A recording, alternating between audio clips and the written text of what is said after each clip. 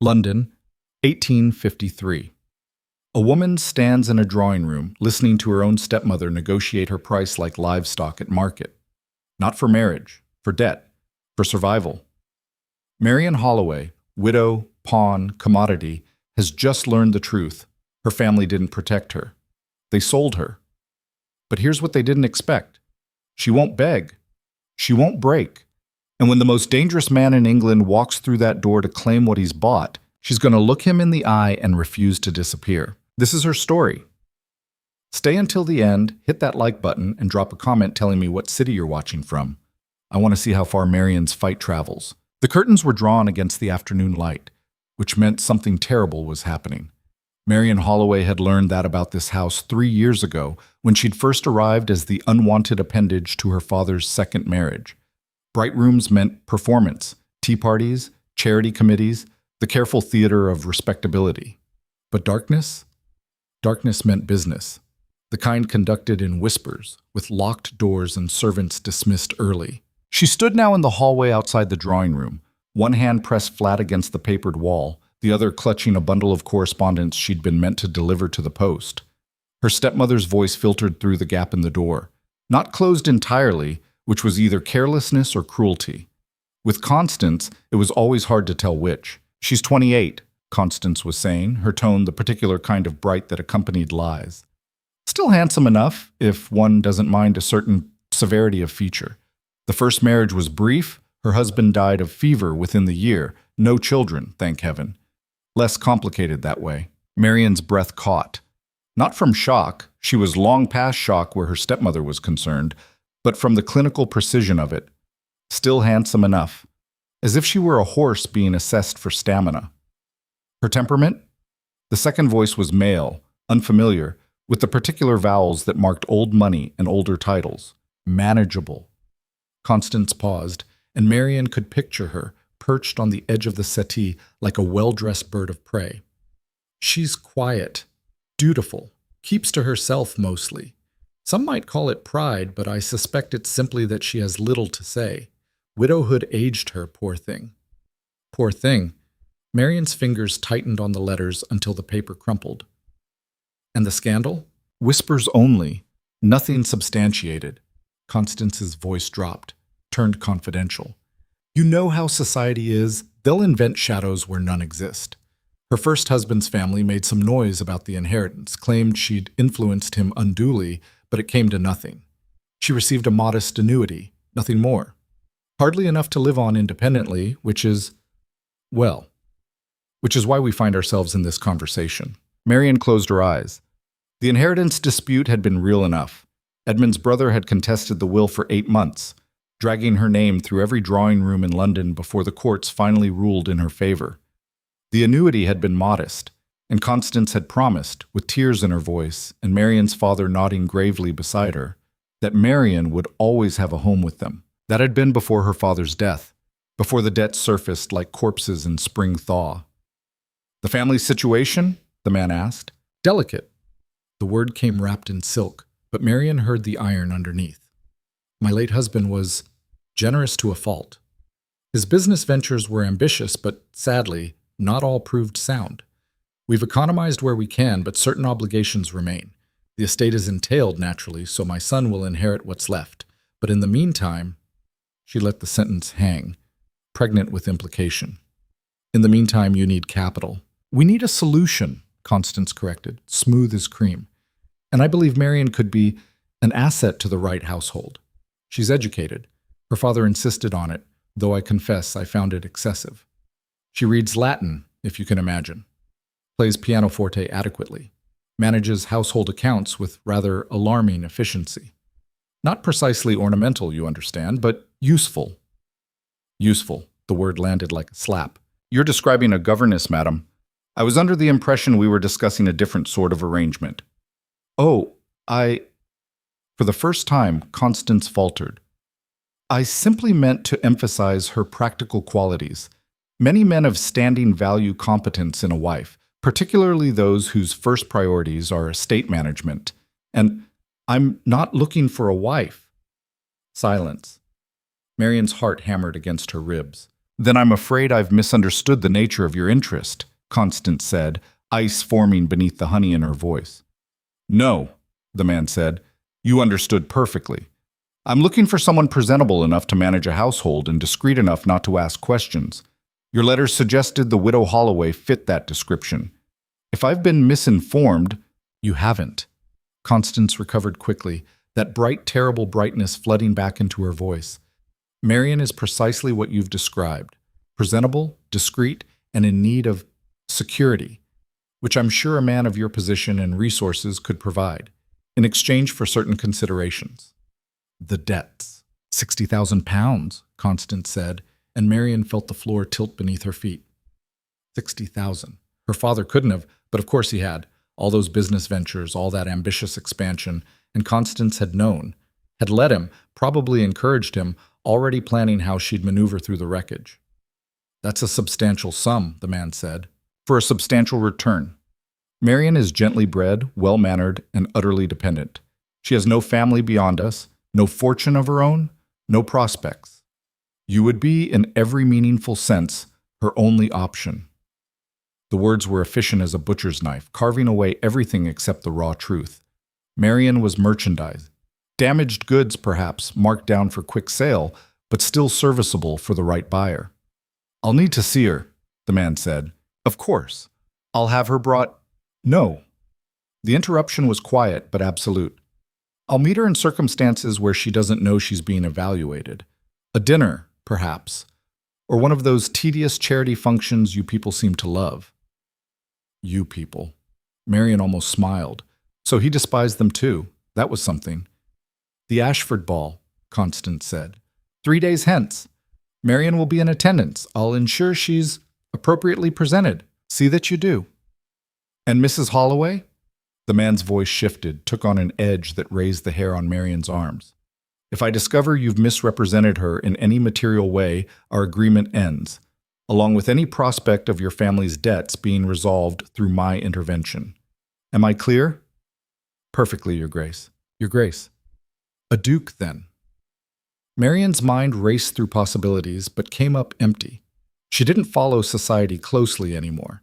Hadn't since Edmund's death, if she was honest. The endless rounds of calling and being called upon had felt like drowning in treacle. She heard the scrape of a chair, footsteps crossing the floor. Moving quickly, she stepped back from the door, pressed herself into the alcove beside the grandfather clock.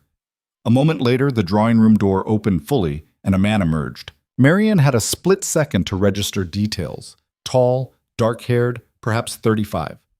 Well-tailored coat that screamed Savile Row, a face that wasn't handsome so much as commanding, all hard angles and contained power. Then his eyes cut toward her hiding spot and she forgot to breathe. He saw her. She knew he saw her. His gaze locked onto hers for one endless moment. And she waited for the confrontation, the embarrassment, He looked away, turned toward the entrance hall as if she were part of the wallpaper, as if she didn't exist at all. The dismissal was so complete, so thorough, that Marian felt it like a physical blow. She listened to his footsteps recede, the murmur of the butler's voice, the heavy thud of the front door closing. Only then did she let out her breath. Marian? Constance's voice sharp as glass. I know you're out there. Come here. There was no point in pretending. Marian stepped into the doorway, met her stepmother's gaze with the blank, pleasant expression she'd perfected over 3 years of cohabitation. Constance sat in her usual chair, a delicate writing desk pulled close, papers spread across its surface. She'd removed her gloves, a bad sign. Constance only removed her gloves when she meant business. How much did you hear? She asked. Marian considered lying, but only for a moment. Enough. I see. Constance's mouth tightened. Then let me be direct, since you've already invaded my privacy. Your father died owing £60,000 to various creditors. The estate is mortgaged beyond recovery. Without intervention, we'll be in debtor's prison within 6 months. All of us, including you. I have my annuity. Your annuity is £30 a year, Marian. Do you know what £30 purchases? Not independence, not security. Certainly not lodging in any house that would preserve your reputation. You'd end up in some squalid boarding house in Cheapside, giving music lessons to grocers' daughters for 6 pence an hour. Constance leaned forward. Is that what you want? I want, Marian said carefully, not to be sold like furniture. Don't be dramatic. His Grace is offering you a position, housekeeper, companion, whatever you wish to call it. You'd have a roof over your head and an income, security, more than you have now. And what does he get? Constance waved a hand. Someone to manage his household. The man is a duke, Marian. He has properties scattered across 3 counties and apparently no patience for the usual marriage market nonsense. He wants efficiency, not romance. He wants a mistress, Marian said flatly.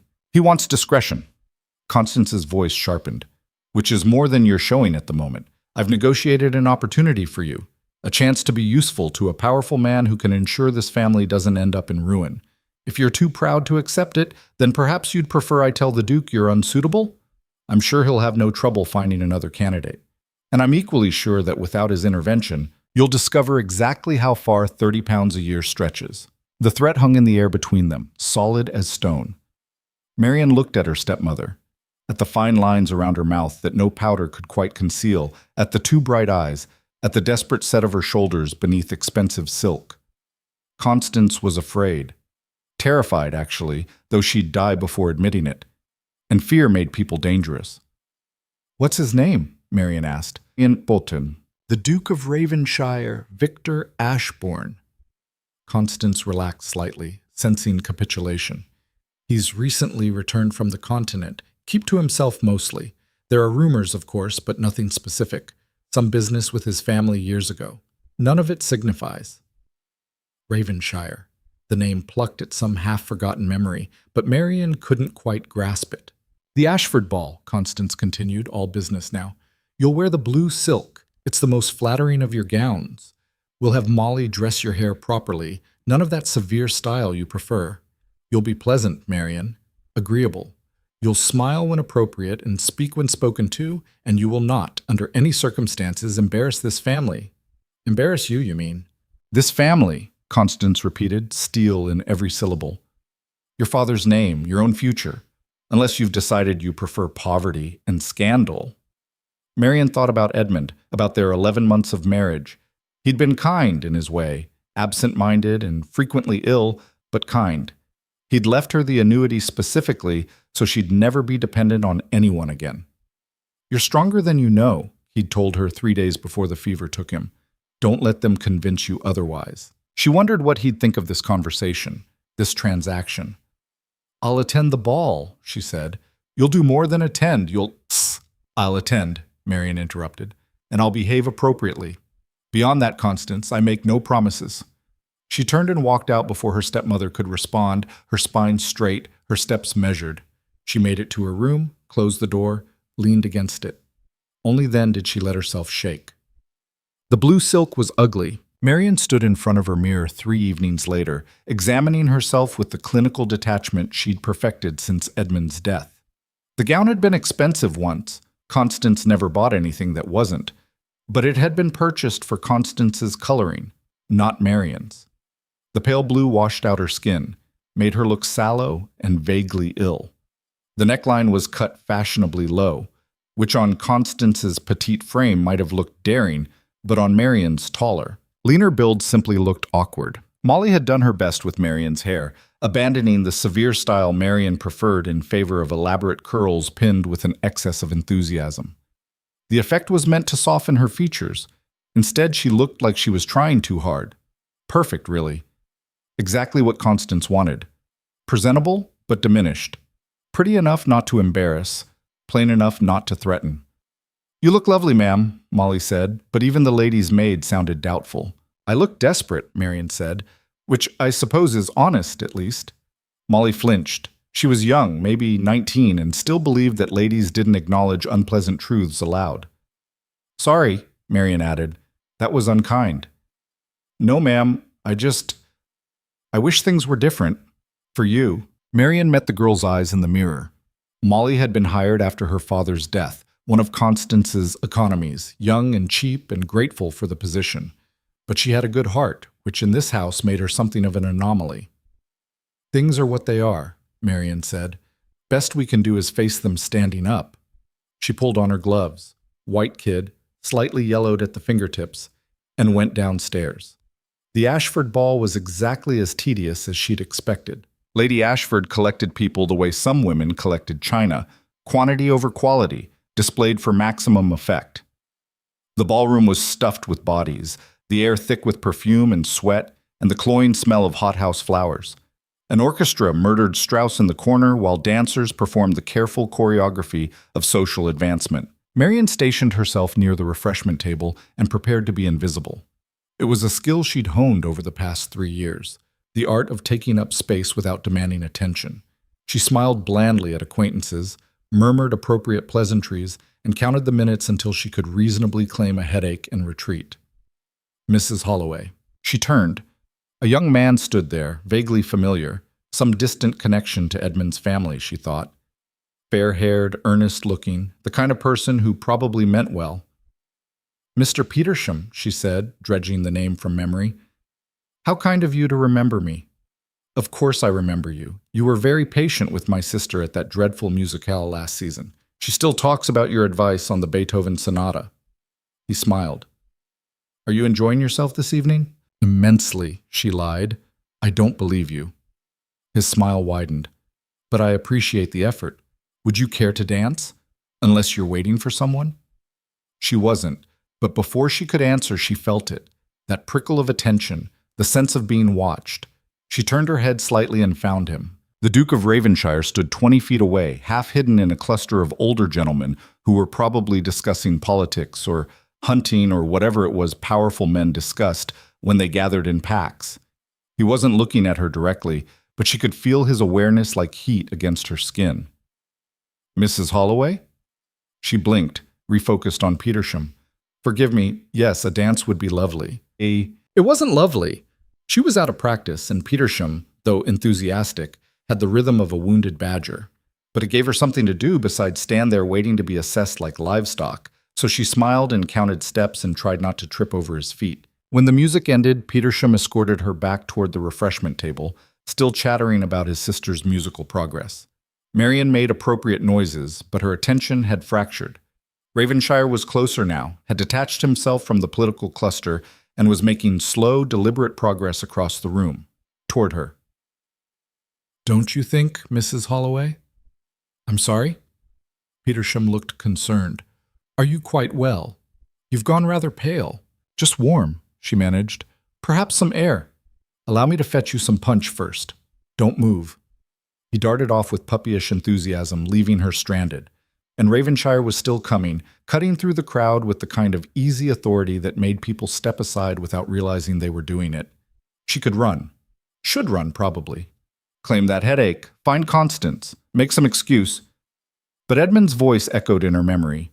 "Don't let them convince you you're small." So she stood there, lifted her chin, met the Duke of Ravenshire's gaze when he finally reached her, and waited. Up close, he was less commanding than she'd thought.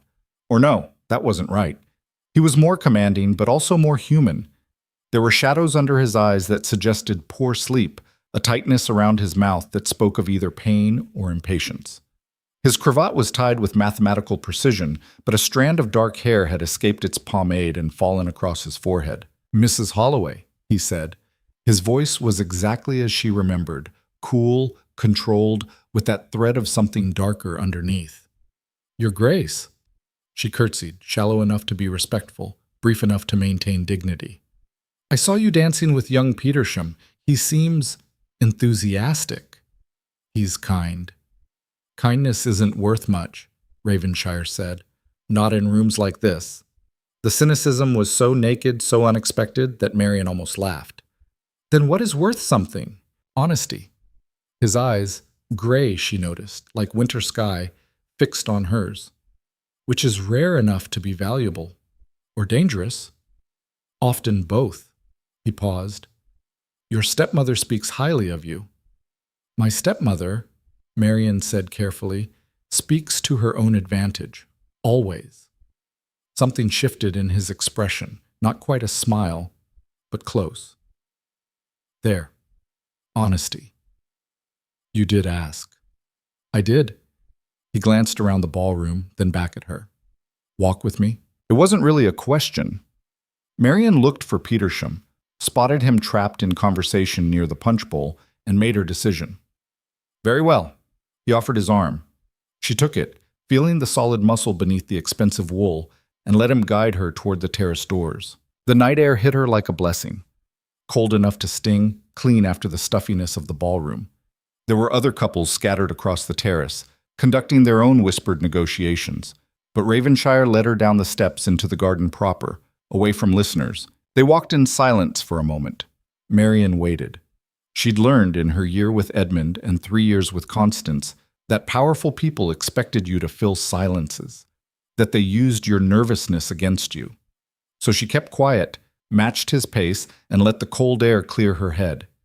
You know why I'm here, he said finally. I know why my stepmother thinks you're here. And you?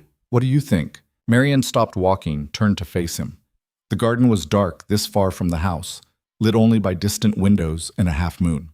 She could barely make out his features, which somehow made this easier. I think, she said, that you're a man with a problem, and my stepmother convinced you I'm the solution. I think £60,000 is a great deal of money to spend on a housekeeper, which means the position involves something beyond managing linens and menus.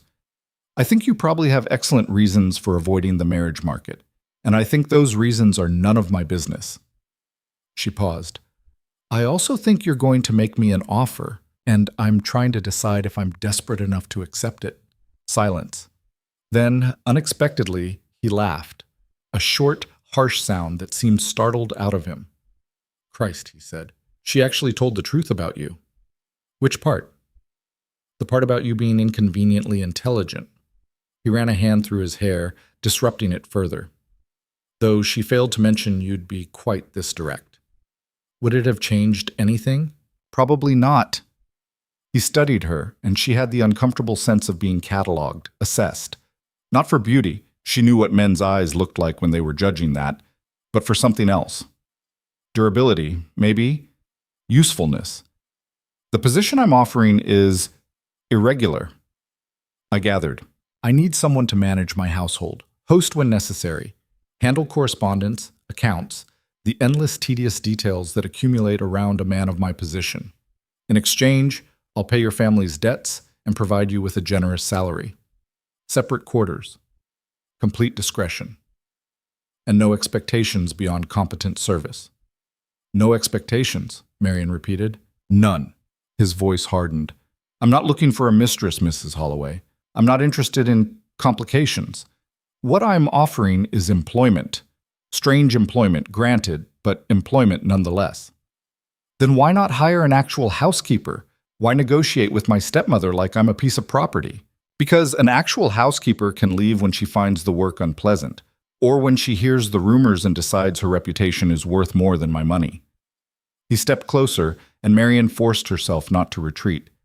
You, on the other hand, have very few options. Your family is drowning in debt. Your reputation is already damaged. Yes, I investigated. The gossip about your first husband's death, the contested inheritance, none of it is your fault, but that doesn't matter to society. You're 28, widowed, and effectively homeless, which makes you, from my perspective, perfect. The word should have stung. Instead, Marian felt something like relief wash over her. This, at least, was honest. Brutal, yes. Insulting, certainly. But honest. You're trying to frighten me, she said. I'm trying to be clear, so you understand exactly what you're agreeing to. And if I don't agree, then I thank you for your time and we never speak of this conversation again. Your stepmother will find some other solution to her debts. Or she won't. Either way, it won't be my concern. Marian turned away, walked a few steps down the gravel path. Behind her, she could hear music drifting from the ballroom, laughter, the sounds of people living their careful, constructed lives. In 3 years, she'd become fluent in that world, knew its rules, its hypocrisies, its endless games. And she was so tired of it. What are the rumors? She asked, not turning around. I'm sorry? About you.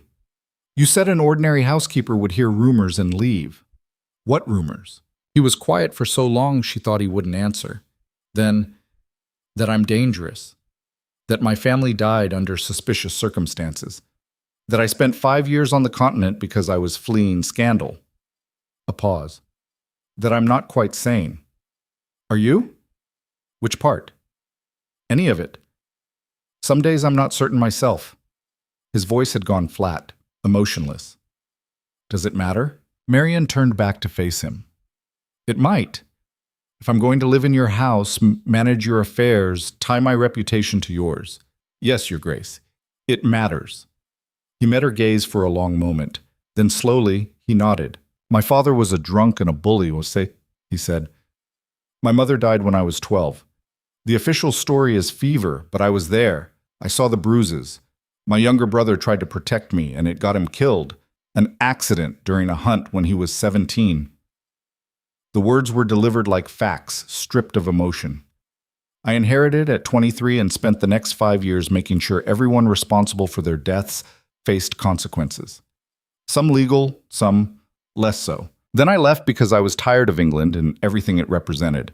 I returned 6 months ago because running away solved nothing.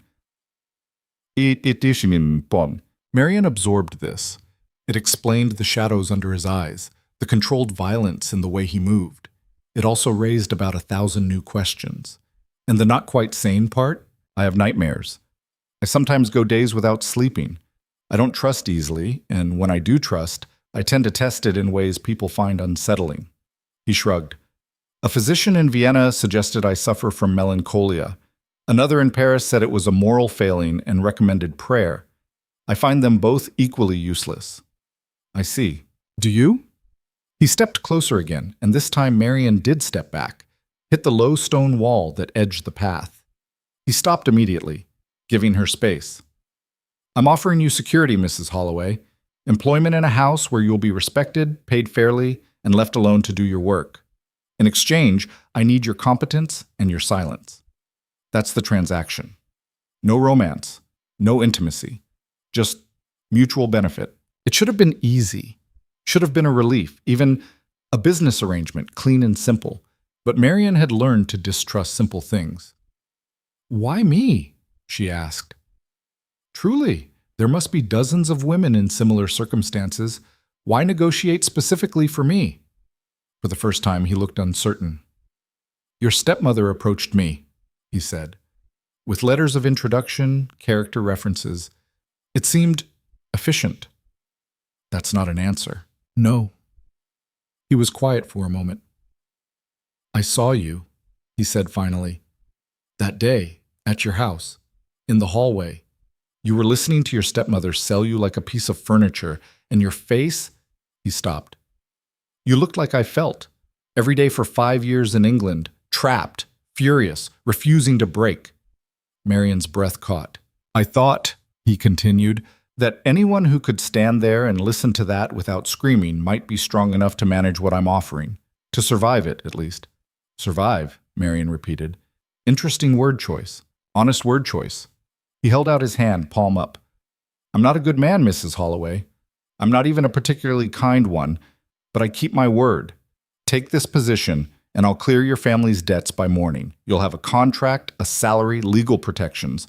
And if you decide after a month that you'd rather take your chances with poverty, I'll release you. No recriminations. She looked at his hand, at his face, all hard angles and controlled damage, at the garden around them with its careful landscaping and hidden thorns. Edmund's voice, again. Don't let them convince you you're small. I have conditions, she said. His eyebrows rose. Of course you do. I want separate quarters, as you said. But I also want control over household expenses, actual control, not theoretical. I want access to your libraries, all of them.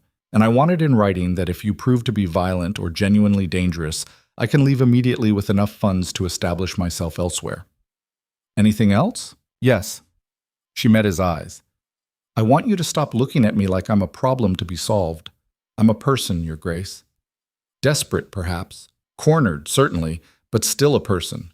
If we're doing this, we do it as equals or not at all. For a long moment, he didn't move.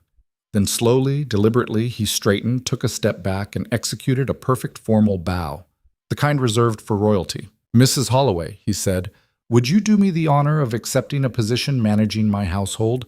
I promise to treat you with the respect your competence and character deserve. Despite everything, the fear, the anger, The bone-deep exhaustion, Marian almost smiled.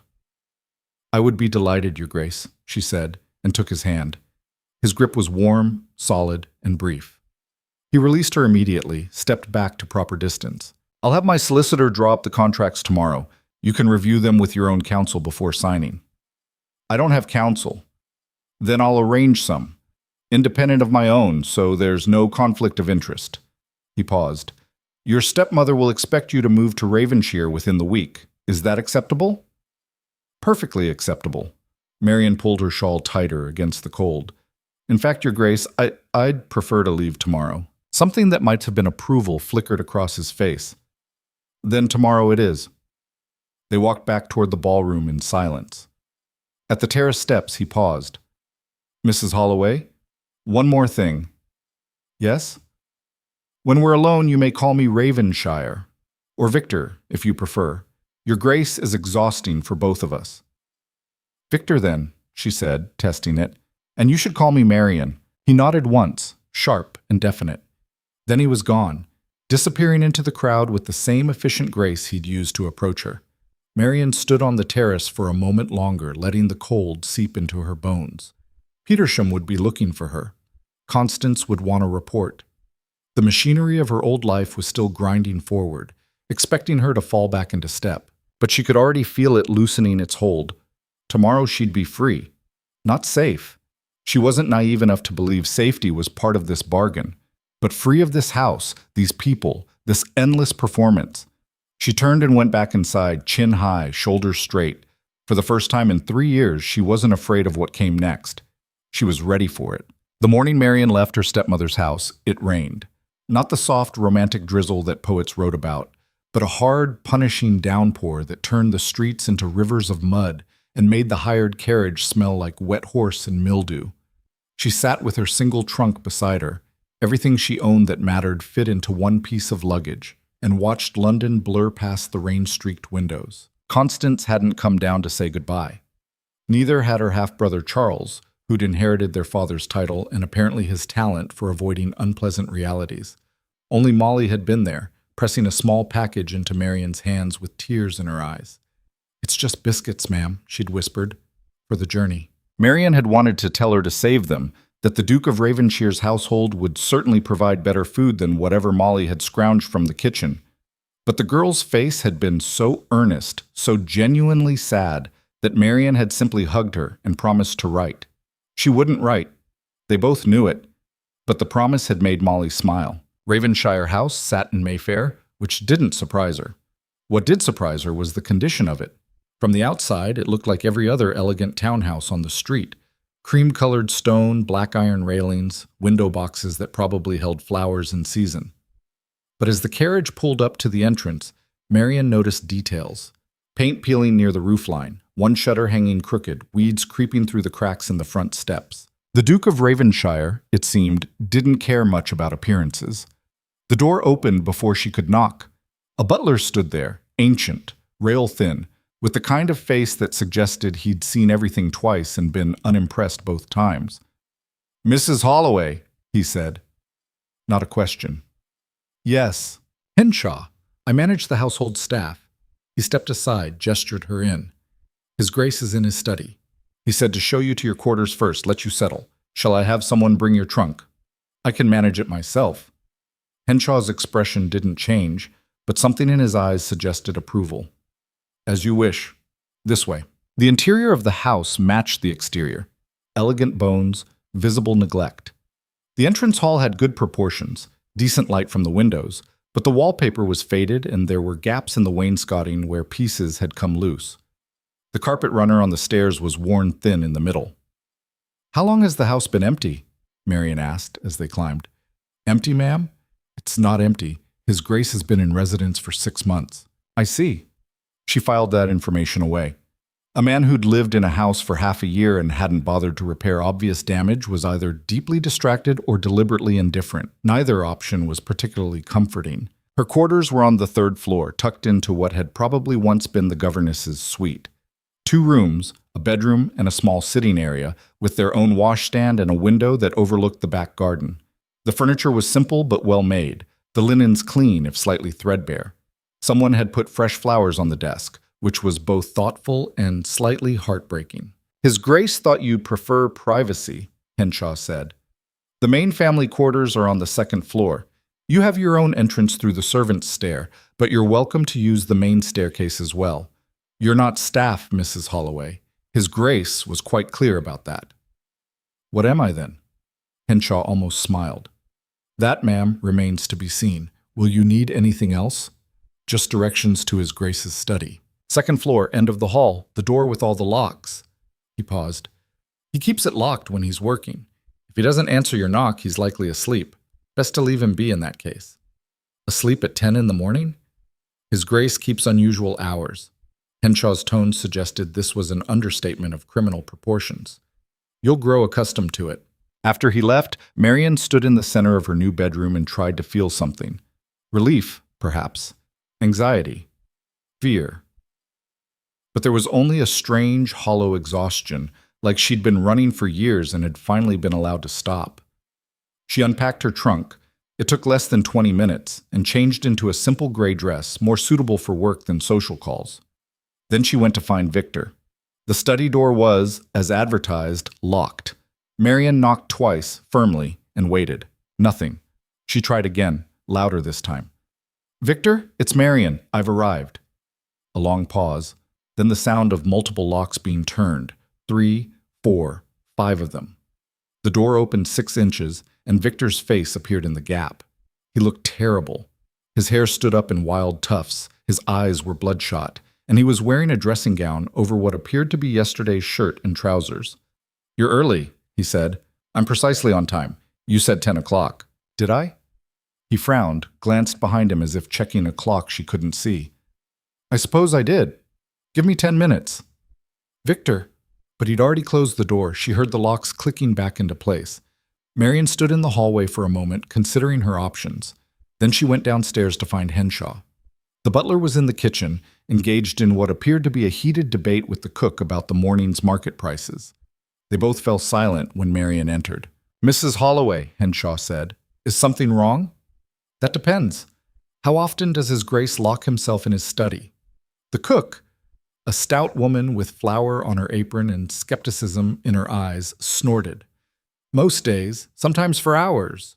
Once for 2 days straight, though Henshaw finally got the door open when we threatened to call a physician. I didn't threaten, Henshaw said mildly. I simply mentioned the possibility. What is he doing there? Marian asked. They exchanged glances. The cook spoke first. Work, supposedly. Reading, writing letters. Sometimes we hear him pacing. Sometimes it's dead quiet, which is worse. She wiped her hands on her apron. You're the new housekeeper, then? Henshaw said you were coming. Not exactly a housekeeper. It's complicated. Everything about His Grace is complicated, the cook said. I'm Mrs. Palmer, by the way. Been here 3 months. Henshaw's been here since His Grace was in short pants, haven't you? I served the late Duke, Henshaw confirmed. And his father before him. When Master Victor returned to England, he asked me to come out of retirement. I should have known better. There was affection beneath the complaint. Marian filed that away too. How many staff are there? She asked. You're looking at most of it, Mrs. Palmer said. Me, Henshaw, 2 housemaids who come in daily, a man who handles the stables. His Grace had a valet for about a week before the poor bastard quit. Said the hours were inhuman and His Grace was impossible to please. The hours were irregular, Henshaw corrected. And His Grace isn't difficult. He's particular. He's mad, Mrs. Palmer said cheerfully. But he pays on time and doesn't pinch, so we manage. Marian should have been alarmed, should have turned around, marched back upstairs, and demanded Victor release her from their agreement. Instead, she felt something loosen in her chest. These people were loyal despite everything. That meant something. What does he usually eat? She asked. Mrs. Palmer blinked. Eat? For breakfast, lunch, dinner. What is he like? He doesn't eat regular meals, ma'am. Sometimes I send up a tray and it comes back untouched. Other times he'll come down at midnight and demolish half a roast chicken. There's no predicting it. Well, Marian said, we're going to start. Beginning today. Henshaw, please inform His Grace that dinner will be served at 7 o'clock in the dining room. I expect him to attend. Henshaw's eyebrows rose. Ma'am, I don't think... 7 o'clock, Marian repeated. And tell him if he doesn't unlock his study door within the next 5 minutes, I'm having the locks removed." She turned and walked back upstairs before they could see her hands shaking. Victor's study door was still locked. Marian knocked once more, counted to 60, then went to find a toolkit. She located one in a cupboard near the servants' entrance. Basic, but serviceable. She was examining the first lock when the door swung open. Victor stood there, properly dressed now in clean shirt and waistcoat, hair dampened and combed into submission. He'd shaved too, though he'd missed a spot near his jaw. "You were serious about the locks," he said. "Completely serious. I'd like to point out that this is my house. And I'd like to point out that you hired me to manage it, which I can't do if you're barricaded in your study like a medieval lord under siege." She set down the toolkit. "Dinner's at 7. I expect you there." "I don't eat dinner." "You do now." They stared at each other. Marian waited for anger, for that cold dismissal she'd seen him use on others. Instead, slowly, he smiled. It transformed his face, made him look younger and somehow more dangerous. "You lasted 4 hours before attempting to reorganize my life," he said. "That might be a record. I'm efficient. So I'm learning." He leaned against the doorframe. "What if I refuse?" "Then I'll eat alone.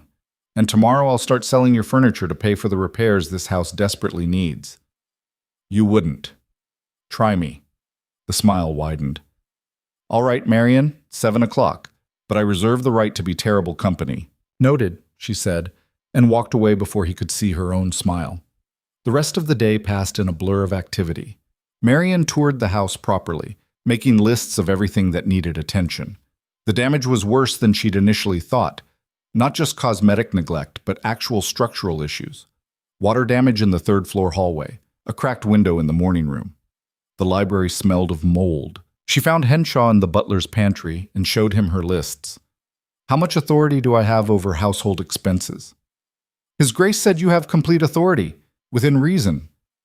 "What constitutes reason?" "Don't sell the silver, and we should be fine." Marian made some quick calculations. "I'll need £1,000 to start, for urgent repairs and to hire additional staff." Henshaw didn't even blink. "I'll have His Grace's bank draft a letter of credit. Anything else?" "Yes. I want complete household accounts for the past 6 months, every expense, every payment, and I want to know why a Duke's townhouse looks like it's been abandoned for a decade." "The accounts I can provide. The reason—" Henshaw paused. "His Grace doesn't care about the house, Mrs. Holloway. He cares about his work. Everything else is—" He gestured vaguely. "Irrelevant? Optional." At 7 o'clock precisely, Marian went down to the dining room. She'd spent an hour with Mrs. Palmer planning the meal. Nothing elaborate, just good, simple food served properly. The room itself was another casualty of neglect. Decent chandelier, terrible curtains, a table that could seat 12 but was set for 2. Victor arrived at 7:15, which Marian chose to view as a victory. He'd changed into evening clothes and looked almost respectable, though the shadows under his eyes suggested he still wasn't sleeping. "You're late," she said. "I'm here. That's what matters." He sat down across from her, eyeing the soup Mrs. Palmer had sent up. "Is this going to be a regular occurrence?" "Daily, unless you're genuinely ill or out of town." "I'm often out of town. Then we'll eat together when you're not." He picked up his spoon, set it down again. "Why?" "Because you hired me to manage your household, and a household requires structure, regular meals, maintained property, standards. I had standards in Vienna. They made me miserable." "Then we'll find different standards." Marian tasted her soup, surprisingly good, rich and warming. "Tell me about your work." "Why?" "Because if I'm going to manage your life, I should understand what you're trying to accomplish with it." Victor studied her for a long moment. Then, unexpectedly, he started talking. His work, it turned out, was research. Legal research, specifically, combing through old property records, inheritance disputes, historical precedents. He was trying to build a case against several families who'd profited from his brother's death, using legal channels to strip them of their ill-gotten holdings. "It's been 5 years," he said, pushing food around his plate. "Most people would have moved on. But you're not most people." "No." He met her eyes. I'm stubborn, vengeful, and incapable of letting things go. Still want this job? More than before, actually. At his surprised look, she continued, At least you're honest about what drives you. Most people pretend they're motivated by duty or honor when really they just want power. You want justice. That's rarer. It's not justice, Victor said quietly. It's revenge. Let's not dress it up as something noble. Call it whatever you like. You're still fighting for someone who can't fight for himself. That counts for something. They ate in silence for a while. The soup gave way to roast chicken with vegetables, and Marian noticed Victor actually cleaned his plate. Small victory, but she'd take it. Your stepmother sent a letter, he said eventually, delivered this afternoon, asking when you'll be available to discuss wedding plans. Marian's fork clattered against her plate. Wedding plans? Apparently she's decided our arrangement requires a marriage, for propriety's sake. His tone was desert dry. I wrote back explaining that our agreement is purely professional and that her interference isn't welcome. I may have been less diplomatic than advisable. What did you say? That if she contacts you again without invitation, I'll ensure every creditor she's trying to avoid knows exactly where to find her. He took a sip of wine. She won't bother you again. Marian should have felt grateful, should have thanked him. Instead, she felt a sharp twist of something that might have been anger. I don't need you to fight my battles, she said. I wasn't fighting your battle. I was protecting my investment. At her look, he added, That came out wrong. Did it? Yes. What I meant... He stopped, ran a hand through his hair. I dislike your stepmother. I dislike people who trade in human beings like they're livestock. And I have the resources to make her uncomfortable, so I used them. If that offends you, it doesn't offend me, Marian set down her fork. It unsettles me. I'm not accustomed to people intervening on my behalf. Get accustomed. I protect what's mine. I'm not yours. No, Victor agreed. But you work for me, which means you're under my protection whether you like it or not. That's the bargain. They stared at each other across the table. The candles flickered, casting shadows that made the room feel smaller, more intimate than it should. This is the part where you tell me I'm being overbearing, Victor said. You are being overbearing. And you're going to tolerate it. For now. Marian stood, gathering plates. But Victor, next time someone needs to be threatened on my behalf, I'd appreciate being consulted first.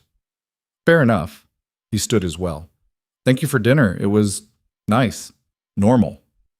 Normal, Marian repeated. High praise indeed. For me, it is. After he left, Marian carried the dishes to the kitchen herself, ignoring Mrs. Palmer's protests. She needed to move, to do something with the restless energy that conversation had stirred up.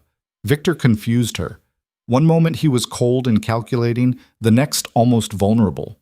And the way he defended her to Constance, that mixture of casual cruelty and protective instinct, she didn't know what to do with it. She was washing the last plate when Henshaw appeared in the doorway. A messenger just arrived, he said. For you. The envelope was expensive, sealed with wax Marian didn't recognize. She broke it open, unfolded the single sheet inside, and felt her blood go cold. Mrs. Holloway, your arrangement with His Grace has been noted by interested parties. We strongly suggest you reconsider this position before your reputation suffers irreparable damage. A woman of your standing cannot afford additional scandal. Consider this your only warning. No signature, no identifying marks. Ma'am? Henshaw's voice seemed to come from very far away. Are you all right? Fine, Marian said automatically. Then, because lying to Henshaw seemed pointless, no, not fine. She showed him the letter. His face went carefully blank. I'll inform His Grace. Don't. Marian folded the letter, tucked it in her pocket. Not yet. Let me think about this. Mrs. Holloway, please, Henshaw, I need to handle this myself. He looked like he wanted to argue, but something in her face must have convinced him. He nodded once, sharp and reluctant, and left her alone. Marian stood in the kitchen, listening to the house settle around her. She'd been here less than 12 hours and already someone was threatening her, which meant Victor's enemies, whoever they were, had been watching, waiting. She thought about the letter, about Constance's quick capitulation to Victor's threats, about the way he'd locked himself in his study, the exhaustion in his eyes, The careful control that suggested violence barely leashed. This wasn't just a job. It was a battlefield, and she'd walked onto it with her eyes wide open. The next morning, Marian woke to shouting. She threw on a dressing gown and ran downstairs to find Victor in the entrance hall, facing down 3 men in expensive coats. Henshaw stood to one side, looking grimly satisfied about something. "Absolutely no grounds," one of the men was saying. "This is harassment, Your Grace, pure and simple." "Harassment would be me showing up at your house at dawn," Victor said pleasantly. "This is a social call, with witnesses. We're not discussing this here. We're discussing it exactly here, in front of my staff, my solicitor," he gestured to a thin man Marian hadn't noticed, "and Mrs. Holloway, who manages my household and has my complete confidence. Henshaw, please repeat what you told me." Henshaw stepped forward. "The gentleman in the middle is Lord Carlisle. In 1848, he purchased a mining property in Cornwall from the late Duke's estate. The sale was conducted through an intermediary while the estate was in chaos following young Master Thomas's death. The price was significantly below market value." "That's not illegal," Carlisle blustered. "No," Victor agreed, "but purchasing property with knowledge that the seller lacked legal authority to conduct the sale, that is illegal. And according to the documents my solicitor has uncovered, you were aware the estate was in probate. You simply chose to exploit the confusion." "You can't prove—" "I can prove everything." Victor's voice went soft, dangerous. "I have correspondence. I have witness statements. I have bank records showing you paid the intermediary directly, bypassing the official estate accounts. And I'm prepared to present all of it to the Chancery Court, unless you sign the transfer papers returning the property to me, today." The silence was absolute. Lord Carlisle's face had gone purple. "This is extortion. This is justice," Victor corrected. "You profited from my brother's death. Now you're going to correct that error." He held out a sheaf of papers. "Sign, or I'll see you in court. Your choice." Marian watched, fascinated, as Carlisle's companions shifted nervously. They knew Victor had them. Everyone knew. Carlisle snatched the papers, scrawled his signature with shaking hands, and threw them back at Victor. "You're making enemies you can't afford, Ravenshire." "I have nothing but enemies," Victor said. "A few more won't make a difference." After they left, slamming the door hard enough to rattle the windows, Victor turned to Marian. He looked exhilarated, almost manic, his eyes bright with something that might have been triumph or might have been rage. "Good morning," he said. "Sleep well?" "What the hell was that?" Marian demanded. "That was me reclaiming what was stolen from my family. One piece at a time." He handed the signed papers to his solicitor. "File these immediately, and start on the Pembroke case. I want those properties back by month's end." The solicitor nodded and hurried out. Henshaw disappeared toward the kitchen, leaving Marian alone with Victor in the entrance hall. "You ambushed those men," she said. "I gave them a choice. They could have refused. And lost everything in court." "Exactly." He smiled, and it wasn't a nice smile. "This is what I do, Marian, what I've been doing for 6 months, finding everyone who profited from my brother's death and making them pay. If that disturbs you—" "It doesn't disturb me," Marian interrupted. "It worries me." "Why?" She pulled the threatening letter from her pocket, handed it to him, watched his expression go from confusion to fury as he read. "When did you receive this?" His voice was very quiet. "Last night. And you didn't tell me?" "I'm telling you now." She met his eyes. "How many people have you done this to? How many enemies have you made in 6 months?" "I stopped counting at 20. He crumpled the letter in his fist. "This is exactly what I warned you about. My enemies becoming your enemies. If you want to leave—" "I don't want to leave," Marian said. "But I need to understand what I'm up against. All of it, Victor. No more secrets." He looked at her for a long moment. Then he turned and headed toward his study. "Come with me." The study was chaos, papers everywhere, stacked on the desk, pinned to the walls, spread across the floor, in what appeared to be some kind of organizational system only Victor understood. A massive map of England dominated one wall, marked with pins and string connecting various locations. "This," Victor said, gesturing to the map, "is everyone who profited from the chaos after Thomas's death. Property sold below value, investments redirected, inheritance claims filed fraudulently, 37 individuals, 12 families, 6 corporations. Marian stared at the map. That's extensive? Yes. They picked the estate clean while I was too young and too devastated to stop them. My father's so-called friends, his business associates, even some relatives. They saw an opportunity and they took it. And you're going after all of them. Every single one. He moved to the desk, pulled out a ledger. I've recovered 9 properties so far, reclaimed 4 investments, forced 3 settlements. The rest are in progress. The rest will fight back, Marian said. Like whoever sent this letter. Victor, you're not just making enemies. You're declaring war on half of London's elite. I know. And you hired me anyway. Put me directly in the line of fire. Yes. He met her eyes. I told you I wasn't a good man. Marian looked at the map, at the web of connections and corruption laid out in ink and string. She thought about Constance, about being sold like property, about all the times she'd been powerless to fight back. Show me, she said. Show you what? Everything. How you're doing this, what your strategy is. If I'm going to be a target anyway, I might as well understand why. Victor stared at her. You're serious, like, completely serious. For the first time since she'd arrived, he looked uncertain. Marian, this is dangerous. These people don't just write threatening letters. They've tried to bribe my solicitor. They've spread rumors about my sanity. One of them hired men to ransack my office in the middle of the night. If they think you're helping me, then they'll threaten me, Marian finished, like they're already doing. Victor, I'm not leaving, but I refuse to be a passive victim. So either you teach me how to fight alongside you, or I'll figure it out myself. Your choice. The silence stretched between them. Then slowly, Victor smiled, that real smile, the one that made him look dangerous and alive. All right, he said, but we're doing this properly. No half measures. He spent the next 3 hours explaining his methodology. How he'd hired investigators to comb through records. How he'd identified discrepancies in sales and transfers. How he'd built cases using the law itself as a weapon, turning the same system that had failed him into an instrument of retribution. It was brilliant, meticulous, absolutely ruthless. You're enjoying this, Marian said at one point. I am, Victor admitted. That probably makes me a terrible person. No, it makes you human. She studied the map again. But, Victor, there's something you're not considering. What? They're going to come after me, not you. You're too powerful, too well protected. But me? I'm vulnerable. Which means I'm leverage. His face went very still. They touch you, and I'll destroy them.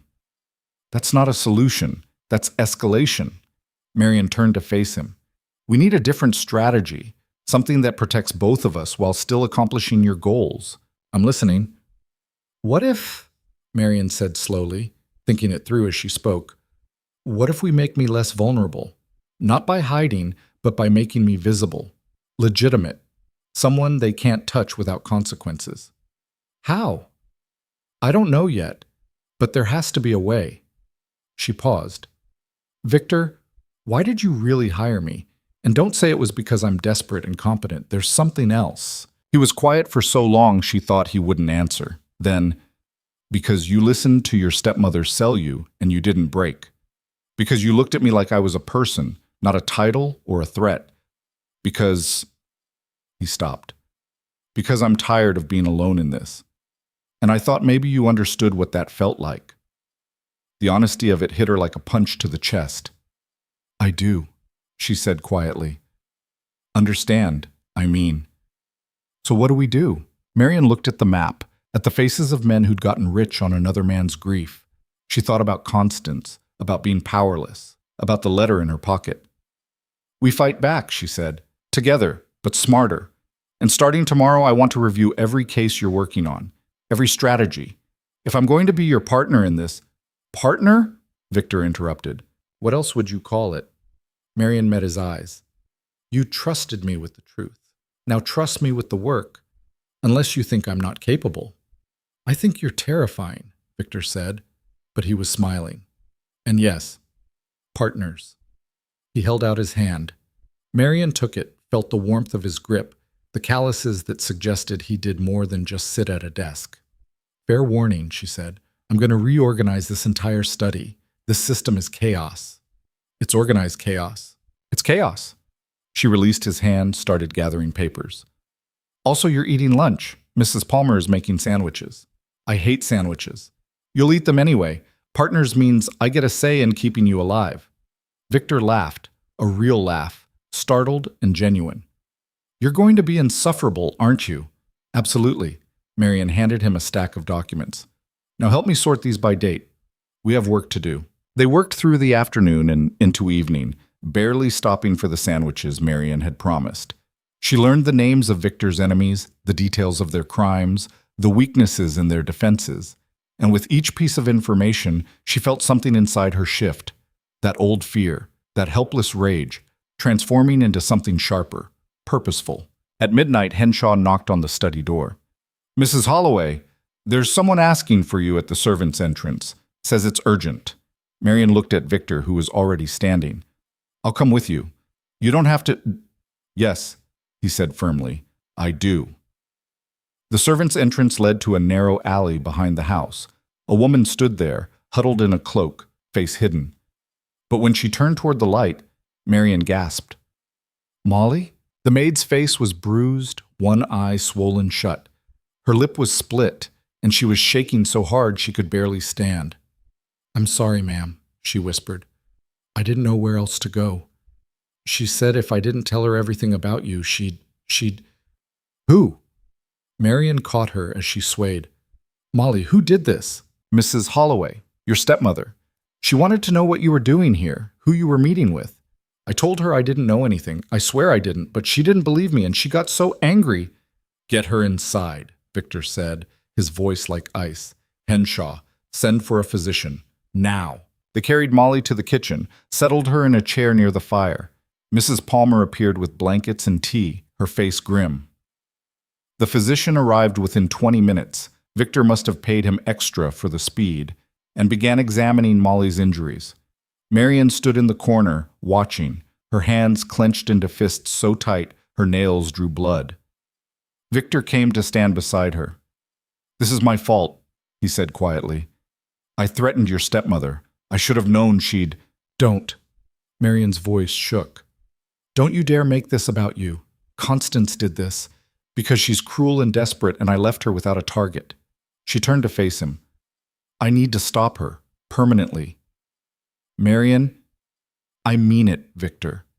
No more warnings, no more polite threats. I want her destroyed.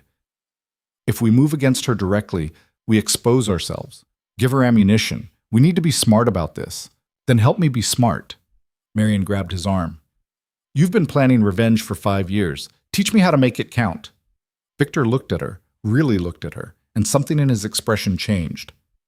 All right, but not tonight. Tonight we take care of Molly. Tomorrow. He paused. Tomorrow we start planning your stepmother's downfall. The physician finished his examination, prescribed rest and cold compresses. Molly would recover, though the bruises would take weeks to fade. Marian arranged for her to stay in one of the spare servants' rooms, promised her a position in the household if she wanted it. Thank you, ma'am, Molly whispered, tears streaming down her battered face. Thank you. After everyone had gone to bed, Marian returned to Victor's study. He was still there, staring at the map on the wall. Can't sleep? She asked.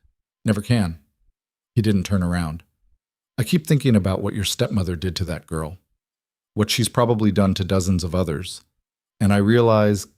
He stopped. What? That I understand why you want revenge, why you need it. Finally, he turned to face her. My brother was killed by greedy men who saw him as an obstacle. Your life was destroyed by a greedy woman who saw you as property. We're not that different, you and I. No, Marian agreed. We're not. This partnership, Victor said, it's going to get worse before it gets better. People are going to come after us. They're going to try to separate us, manipulate us, destroy us. Are you prepared for that? Marian thought about Molly's bruised face, about Constance's calculated cruelty, about every time she'd been powerless, voiceless, erased. I'm prepared, she said. Are you? Victor smiled, that dangerous, brilliant smile. I've been preparing for 5 years. He crossed the room, opened a locked drawer in his desk, and pulled out a folder. Your stepmother's complete financial records, how she's been hiding assets, lying to creditors, manipulating inheritance laws to keep herself afloat. He handed it to Marian. I had my investigators pull these 3 days ago. I was going to use them as insurance. But now, he paused, now I think you should decide how to use them. Marian opened the folder, scanned the first page, saw her father's signature, Constance's name, dates, and amounts that told a story of systematic theft and fraud. This is everything, she said. Everything, Victor confirmed. Enough to destroy her completely. The question is, do you want to? Marian closed the folder, held it against her chest. Outside, London slept, indifferent to the wars being waged in its shadows. Inside this room, two damaged people stood facing each other, bound by mutual recognition and something that might have been trust. Yes, Marian said, I want to destroy her, but not yet. First, I want her to know it's coming. I want her to feel exactly what she made me feel, powerless, trapped, watching the walls close in. Victor's smile widened. Now you're thinking like a strategist. I had a good teacher. You've had one lesson. Then I'm a fast learner. Marian set the folder on his desk. Tomorrow we plan. Tonight. She paused. Tonight, I need to sleep. And so do you. I told you I don't sleep. Then sit somewhere comfortable and rest your eyes. Doctor's orders. You're not a doctor. No, Marian agreed. But I'm your partner, which means I get to be insufferable about your health. Remember? Victor laughed, and the sound filled the room with something that almost felt like hope.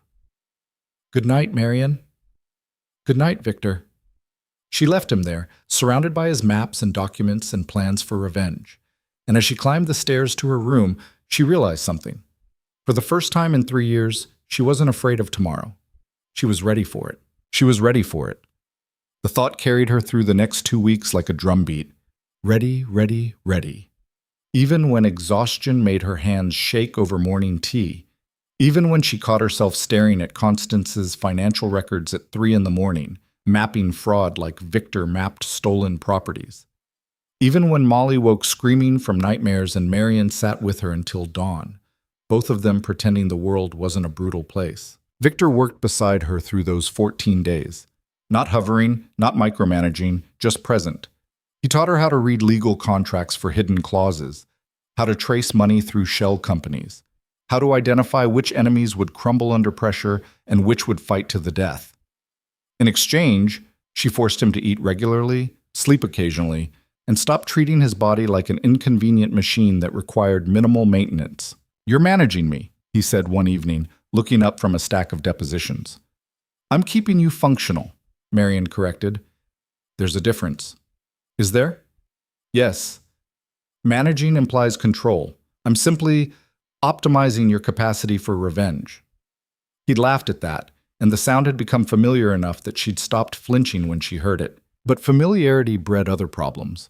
She'd started noticing things she shouldn't, the way his hands moved when he was thinking, precise and elegant. The rare moments when his face softened, usually when he thought no one was watching. The protective instinct that flared whenever anyone threatened her, as if she were something precious instead of a hired employee with delusions of partnership. She needed to stop noticing. This was business, strategic alliance, nothing more. The letter arrived on the 15th day. Marian found it slipped under her door. No messenger, no postal marks, just expensive paper folded precisely in thirds.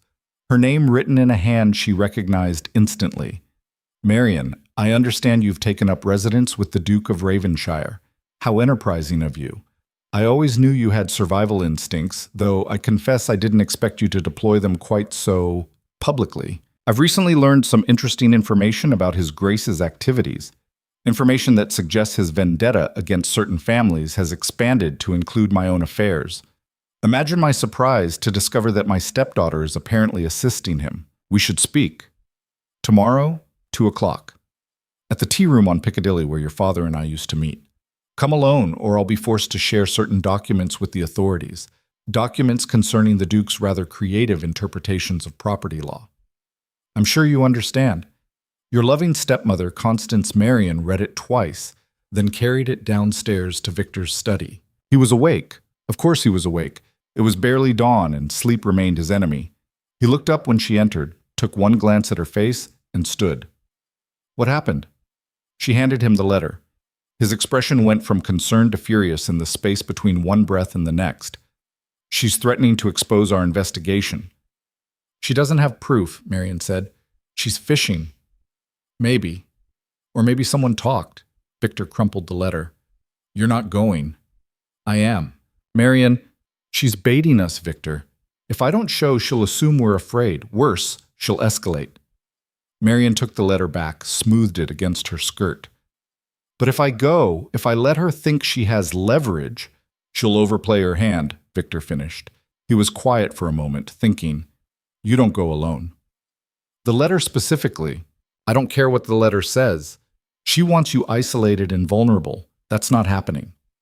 He moved to his desk, pulled out a fresh sheet of paper. We'll send someone ahead. Have them positioned before you arrive. If anything goes wrong, nothing will go wrong. You don't know that. No, Marian agreed. But I know Constance. She won't do anything public. Too risky. She'll try to intimidate me, maybe threaten legal action, definitely demand money. But violence? Not her style. Her style was beating a 19-year-old girl half to death for not having information. The reminder hit hard. Marian's resolve wavered, just for a moment. Then she thought about Molly's face, about 3 years of calculated cruelty, about being sold like furniture. All the more reason to face her, she said. Victor, we've been planning this for weeks, gathering evidence, building cases, but all of it is reactive. We're responding to what she's already done. This is our chance to get ahead of her. By walking into a trap? By turning the trap around? Marian met his eyes. Trust me. The silence stretched. Victor's jaw worked like he was physically restraining himself from locking her in her room until this insanity passed. Fine, he said finally, but I'm sending Henshaw with you. He'll wait outside, stay visible. If she tries anything, she won't. If she tries anything, Victor repeated, you leave immediately. No heroics, no confrontations. Just leave. Agreed. And you wear this. He opened a drawer, pulled out a small leather case. Inside was a whistle, delicate silver, etched with intricate patterns. It's loud. Loud enough to be heard 3 streets over. You blow this, Henshaw comes running. So do I. Marian took the whistle, turned it over in her hands. You're being paranoid. I'm being careful. There's a difference. She smiled despite herself. You're using my own arguments against me. I learned from the best. He wasn't smiling. Marian, I mean it. Anything feels wrong, anything at all, you use that whistle and you run. Promise me. The intensity in his voice surprised her. This wasn't just strategic concern, this was personal. I promise, she said quietly. Good. He turned back to his desk, already writing. Now, let's plan this properly. They spent the next hour mapping contingencies.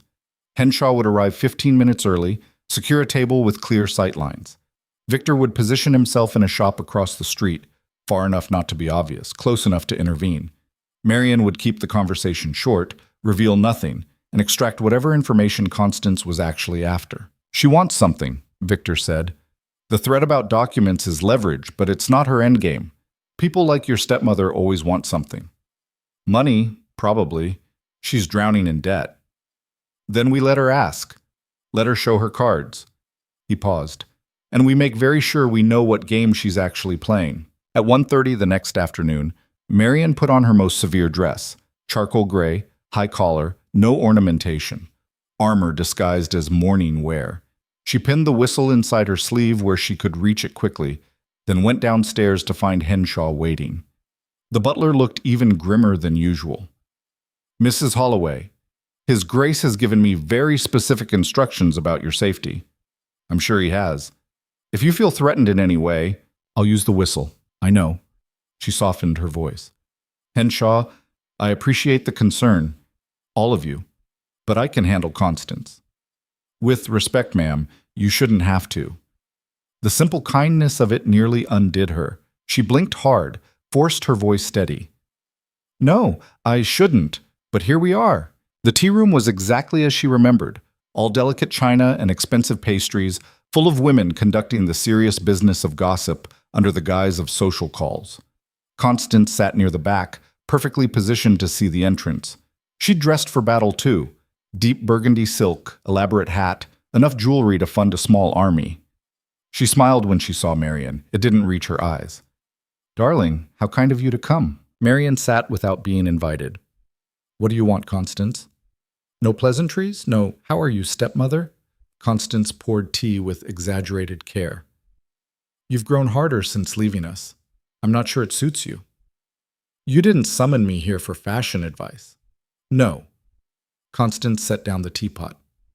"I summoned you because you're making a terrible mistake, and someone needs to tell you before it destroys what's left of your reputation." "My reputation was destroyed 3 years ago. By you. I protected you from scandal after Edmund's death. The inheritance dispute could have been much worse." "You orchestrated the inheritance dispute," Marian said quietly. "I have the letters. The ones between you and Edmund's brother, planning how to contest the will, how to drag out the proceedings long enough that I'd give up and sign everything over just to make it stop." Constance's smile froze. "That's a serious accusation." "It's not an accusation. It's a fact." Marian leaned forward. "You thought I'd never find them, that I was too meek, too passive, too grateful for your charity to question anything. You were wrong." For the first time in 3 years, Marian saw genuine fear flicker across her stepmother's face. It was intoxicating. "I don't know what the Duke has been telling you. This has nothing to do with Victor." "Doesn't it?" Constance recovered quickly, schooling her features back into practiced calm. "You move into his house, start investigating his enemies, suddenly you're making accusations based on documents you claim to have found. It's quite the transformation." "I found the letters in Father's study, 2 days before I left your house." It was a lie, smooth and confident. Victor had found them through his investigators, but Constance didn't need to know that. Hidden in a false bottom drawer, along with the altered account books showing how you've been siphoning money from the estate for years. Constance's teacup rattled against its saucer. "You have no idea what you're talking about." "I know exactly what I'm talking about. You married my father for his money. When he died owing £60,000, debts you encouraged him to accrue, you panicked, started selling off assets quietly, keeping the proceeds. When the creditors came calling, you tried to sell me to cover what you'd already stolen. I tried to provide you with security. You tried to solve your problem." Marian's voice stayed level, almost conversational. Around them, other patrons continued their tea and gossip, oblivious. "The question is, what happens now?" Constance stared at her. "You're threatening me. I'm offering you a choice. The same choice you offered me." Marian took a deliberate sip of tea. "Leave London, quietly. Retire to the country estate, the one you haven't mortgaged yet. Live modestly on whatever you have left. And stay away from me, from Victor, from anyone connected to either of us. Or I take everything I've found to the authorities. The fraud, the embezzlement, the assault on Molly, all of it." Constance's laugh was sharp, brittle. "You think anyone will believe you? A desperate widow living in a bachelor's household, making accusations against her respectable stepmother? They'll assume you're his mistress, that you've been put up to this." "They might," Marian agreed, "if it was just my word, but it's not. Victor has been documenting everything for weeks. Bank records, witness statements, correspondence. He's very thorough." She paused. "And he has significantly more credibility than either of us." The color drained from Constance's face. "You can't do this." "I absolutely can. The question is whether I will." Marian set down her teacup. "Agree to my terms and I'll keep quiet. Refuse, and I'll make sure everyone knows exactly what you are." "You vindictive little—" "Careful." Marian's voice dropped, went cold. "You're in a tea room full of witnesses. Whatever you say next will be remembered." Constance's hands clenched in her lap, knuckles white. "This is about revenge." "No. This is about consequences. You spent 3 years making me feel powerless. Now you know how it feels. If you expose me, Charles will be ruined too. Your own brother, half-brother, who watched you abuse me and said nothing." Marian stood, straightened her gloves.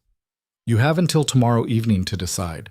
After that, the documents go to the authorities." She turned to leave. Made it 3 steps before Constance's voice stopped her. I know things too, Marian. Marian turned back slowly. What? About the Duke. About what he's really doing. Constance's smile was vicious now, desperate. Do you think you're the only one with investigators? I've been watching him for months. I know about the properties he's reclaimed, the families he's destroyed. I know about the questionable legal tactics, the bribes, the threats. And I have proof. You're bluffing, am I? Constance pulled a folded paper from her reticule, held it up. This is an affidavit from Lord Pembroke's solicitor, detailing how the Duke coerced his client into signing over property through blackmail. It's sworn testimony, Marian. In court, it would be devastating. Marian's heart hammered against her ribs. Victor reclaimed property that was stolen from his family. The courts won't care about the distinction. They'll care that a peer of the realm used illegal methods to advance his vendetta. Constance's voice turned syrupy, false sweet. So here's my counteroffer. You forget about your accusations. I forget about mine. We both walk away. Otherwise, I'll make sure the Duke of Ravenshire faces criminal charges. And you, my dear stepdaughter, will go down with him as an accomplice. The tea room noise faded to white static. Marian stared at the paper in Constance's hand, mind racing. This changed everything. If Constance had real evidence, if she could prove Victor had broken laws, however justified, it would destroy him. Everything he'd worked for, everything he'd built, gone. And it would be Marian's fault for pushing this confrontation. You'd send a duke to prison to save yourself? Marian managed. I'd do whatever necessary to survive, just like you. Constance tucked the paper away. We're not so different, you and I. We're nothing alike. Aren't we? You're using the Duke's power to get revenge on me. I'm using what power I have to protect myself from you. It's the same game, darling, just different players. Marian wanted to argue, to rage, to throw tea in Constance's smug face. But the woman had a point, a terrible, accurate point that made Marian's skin crawl. What do you want? She asked. I told you. We both walk away. You stop investigating me, I stop investigating the Duke. Clean slate. And the debts? The money you stole? Ancient history. Constance waved a hand. The creditors have been paid, I assume by your generous employer. Everyone's whole again. No need to dig up the past. Marian's mind worked furiously. This was a trap. Had to be. Constance wouldn't give up this easily, wouldn't negotiate unless she had another angle. But what? What was she? You want money? Marian said suddenly. This whole performance, the threats, the affidavit, you're positioning yourself to demand payment. Constance's smile widened. You are your father's daughter. Yes. I want compensation for my silence. Shall we say £10,000? That's extortion. That's business. The Duke has deep pockets. He can afford it. And if he refuses? Then I take my evidence to the authorities. And we all lose. Constance leaned back, looking satisfied. But he won't refuse. Not if he values his freedom. And certainly not if he values yours. The whistle pressed cold against Marian's wrist. She could use it now. Summon Henshaw, Victor, end this conversation. But ending it didn't solve the problem. Constance would still have her evidence, real or fabricated. She'd still have leverage, unless Marian called her bluff. Show me the affidavit, she said. I don't think, if you want me to believe it's real, show me. Otherwise, I'll assume you're lying and proceed accordingly. Constance hesitated. Just for a moment, but long enough. Long enough for Marian to see the truth. The affidavit was real, but fragile, probably obtained through bribery or coercion. Usable, but only if no one looked too closely. Tomorrow, Constance said. Bring the Duke. We'll negotiate terms properly. No, tonight, 8 o'clock, at Ravenshire House. Marian held Constance's gaze. If your evidence is as damning as you claim, you'll want to close this deal quickly, before we have time to counter it. You're very confident for someone who just discovered they're an accomplice to multiple felonies. I'm confident because you're desperate. You wouldn't be here making threats if you had better options. Marian picked up her gloves. 8 o'clock. Don't be late. She walked out before Constance could respond, spine straight, steps measured.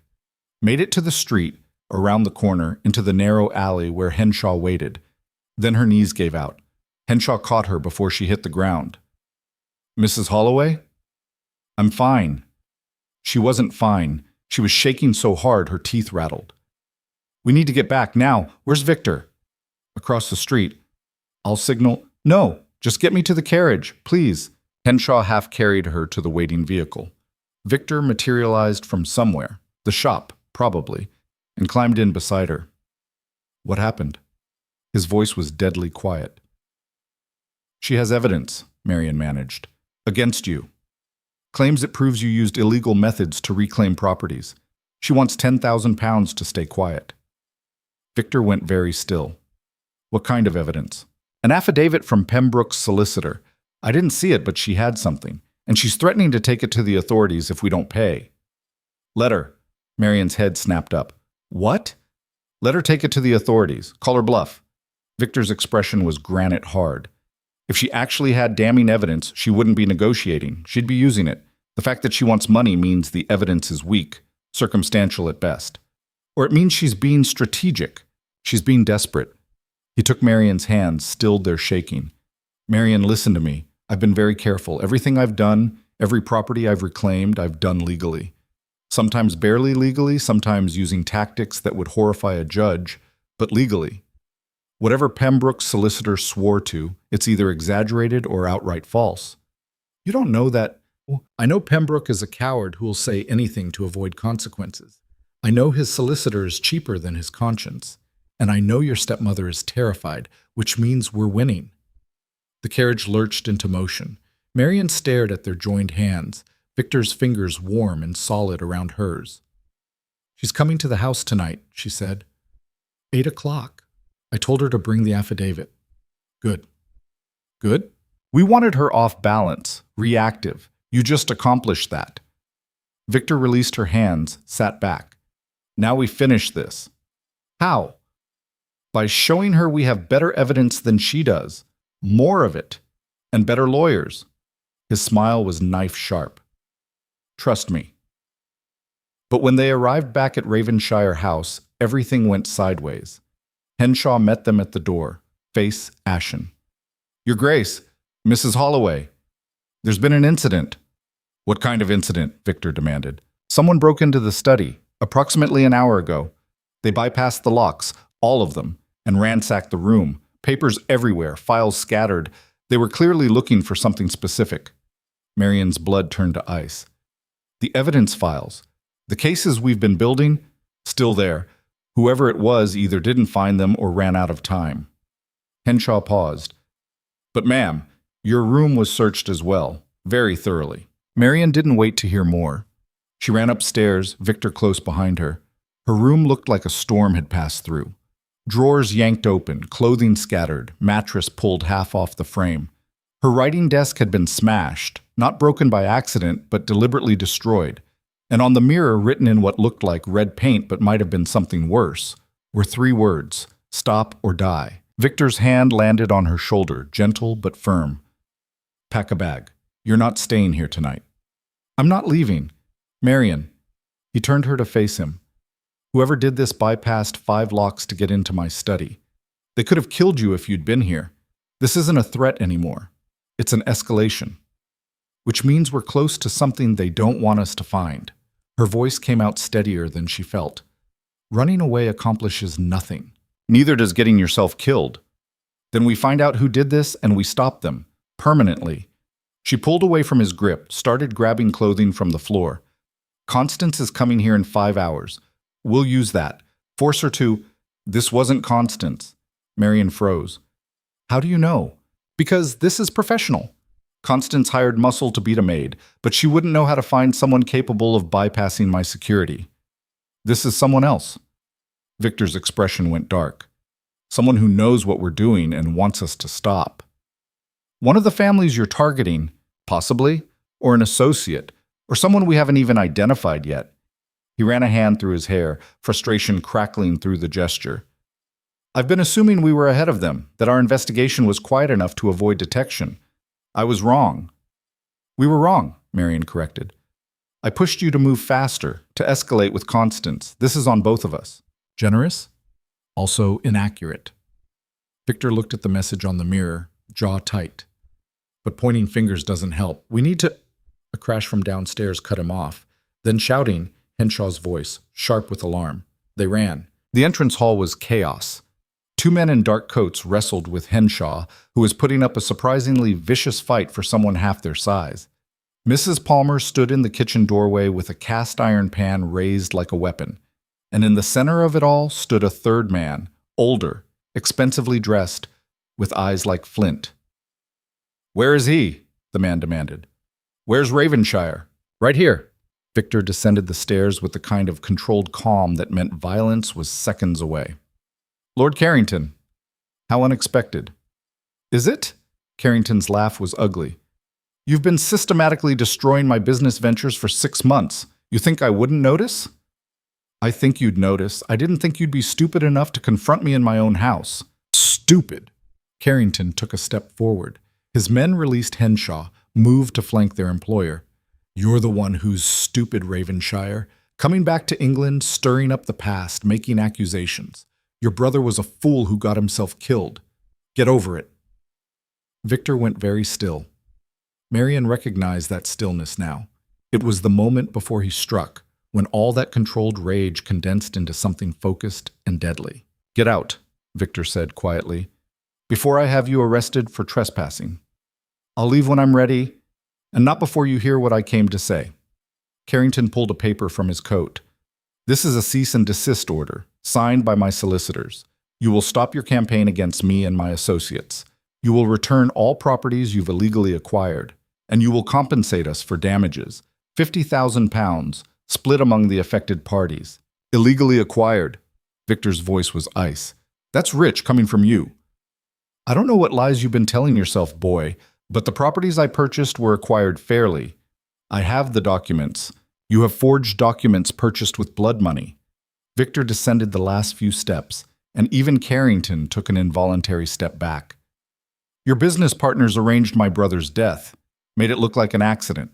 Then they divided his assets among themselves while I was too young to fight back. You got the Cornwall mines, Pembroke got the shipping contracts. Lord Ashford got the London properties. You all profited from murder." "That's slander." "It's truth, and I have proof." Victor's smile was terrifying. "But you know what? I don't need to convince you. I just need to convince a jury." "There will never be a trial," Carrington snarled. "You're a madman playing at justice. No court will take you seriously." "Want to test that?" The tension in the room was suffocating. Marian's hand found the whistle in her sleeve, fingers closing around cold silver. If this turned violent, "Lord Carrington." She stepped forward, positioning herself between Victor and the intruders. "You've delivered your message. Now leave." Carrington's eyes cut to her, assessed, dismissed. "The housekeeper. How quaint. Does she know what she's gotten herself into, Ravenshire? Does she know you're using her as a shield?" "I know exactly what I'm doing," Marian said, "and I know trespassing is illegal. So is threatening a peer of the realm. You have 10 seconds to leave before I call the authorities." "You have no authority." "She has mine." Victor moved to stand beside Marian, not in front of her, beside. "And I'm telling you, leave, now, before this gets uglier." Carrington stared at them both. Whatever he saw made him reconsider. He gestured sharply to his men. "This isn't over, Ravenshire." No, Victor agreed. "It's not. But the next time we meet, it'll be in court, with witnesses and lawyers, not in my home with hired thugs." They left. The door slammed hard enough to rattle the windows. In the silence that followed, Henshaw straightened his coat with shaking hands. "Shall I send for the police, Your Grace?" "No, they'll claim it was a social call that got heated. No proof of trespassing, no evidence of threats." Victor's voice was hollow. "We'd be wasting our time." "They broke in upstairs," Marian said. "We have evidence of that." "Do we? Or did someone pick the locks while my staff was distracted by Carrington's visit?" Victor shook his head. "This was coordinated, the break-in, the confrontation. They're sending a message." "What message?" "That they're not afraid anymore. That they're willing to escalate."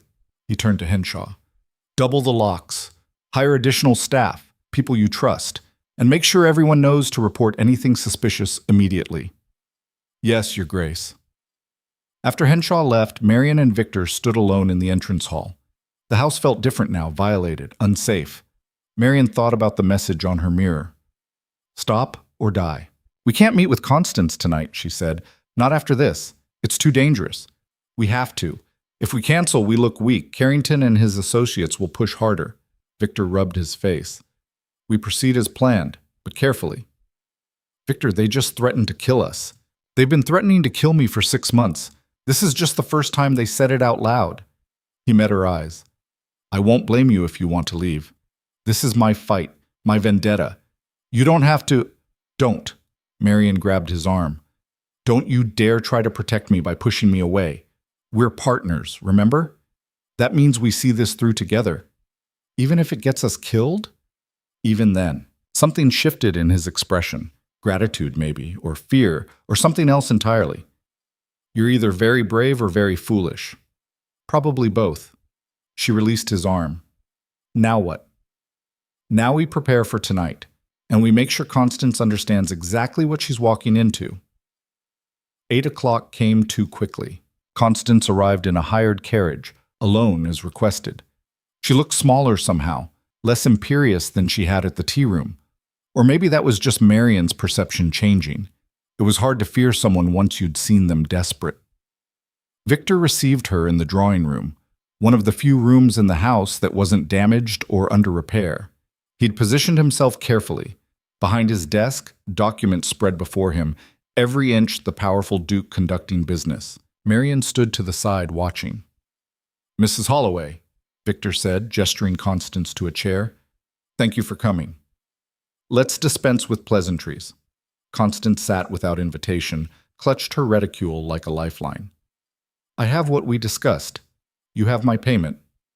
Show me the affidavit first. Constance pulled out the paper, held it up, but didn't hand it over. 10,000 pounds. Bank draft. Presented tonight. Then you get this, and I disappear. Agreed? Victor leaned back in his chair. Let me tell you a story, Mrs. Holloway. This afternoon, while you were threatening my partner here, someone broke into my house. They ransacked my study and left a death threat in her bedroom. Then, an hour later, Lord Carrington appeared with his own threats and demands. Quite the coincidence, wouldn't you say? Constance's face went white. I had nothing to do with— Didn't you? Victor's voice stayed pleasant, conversational. Because it seems to me that someone knew we'd be distracted this afternoon. Someone who might have tipped off interested parties about our investigation. Someone who'd benefit from Carrington and his associates escalating their response. You're insane. Possibly, but I'm also right. Victor stood, circled the desk. See, the problem with blackmail is that it requires trust. You have to believe I'll actually pay you, and I have to believe you'll actually stay quiet afterward. But after today's events, I don't believe that anymore. The affidavit is real. I'm sure it is. I'm also sure it's worthless in court. Pembroke's solicitor is a drunk who'll swear to anything for 50 pounds. Any competent barrister would tear his testimony apart in minutes. Victor stopped directly in front of Constance's chair. So here's what's actually going to happen.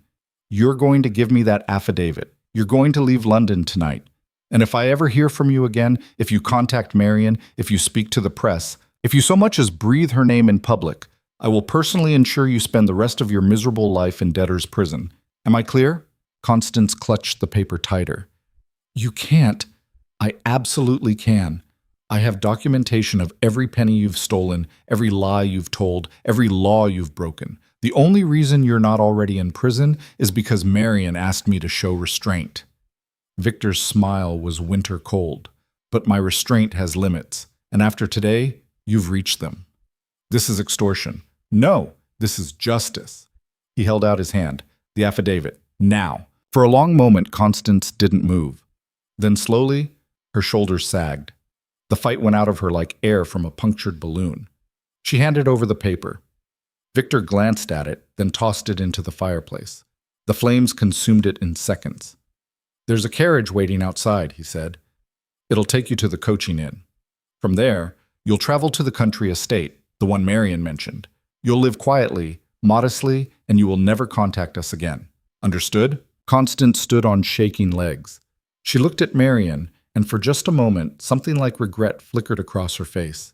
I did what I had to do, she said quietly, to survive. So did I, Marian replied. The difference is, I'm not making excuses for it. After Constance left, silence filled the drawing room like smoke. Marian stared at the fireplace, watching the last traces of the affidavit crumble to ash. That was easier than expected, she said finally. Too easy. Victor's expression was troubled. She gave up without a real fight. Either she's more frightened than I thought, or the explosion cut him off. The world turned white, then red, then nothing. Marian felt herself thrown backward, hit something solid, tasted blood. Her ears rang like cathedral bells. Somewhere distant, people were shouting. She tried to stand, couldn't. Her legs wouldn't cooperate. Smoke filled the room, acrid and choking. Through the haze, she saw Victor on the floor, not moving. "Victor," she tried to say, but her voice wouldn't work. Figures moved through the smoke. Dark shapes, purposeful. Not rescue. Something else. Marian's hand found the whistle in her sleeve. She raised it to her lips with fingers that shook so hard she nearly dropped it. Then she blew. The sound split the air like a knife. Once, twice, 3 times before strong hands grabbed her, tried to wrench it away. She fought, clawed, bit, kicked, heard voices, male, angry, professional. Someone swore as her nails drew blood. Then something hard connected with the side of her head, and the world went dark.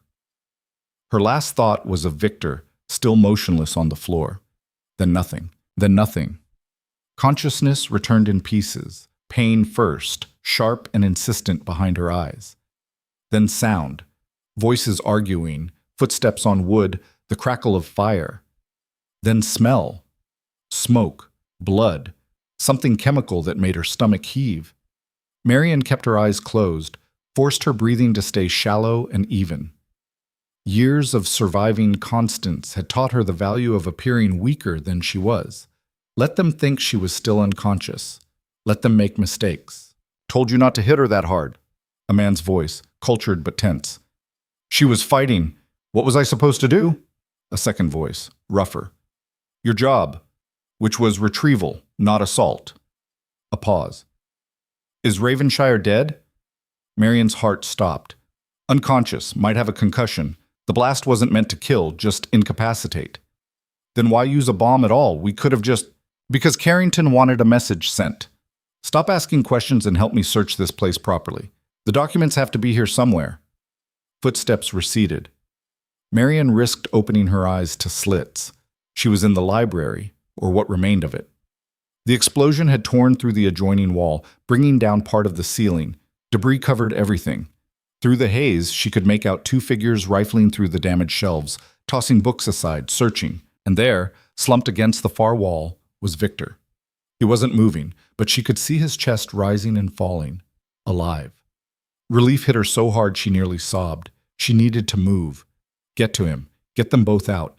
But her head throbbed viciously, and her left wrist, she glanced down, was clearly sprained, already swelling. When she tried to shift position, pain lanced through her ribs. The whistle. Where was the whistle? Gone. Must have fallen during the struggle. Think, Marian, think. The men were distracted, focused on their search.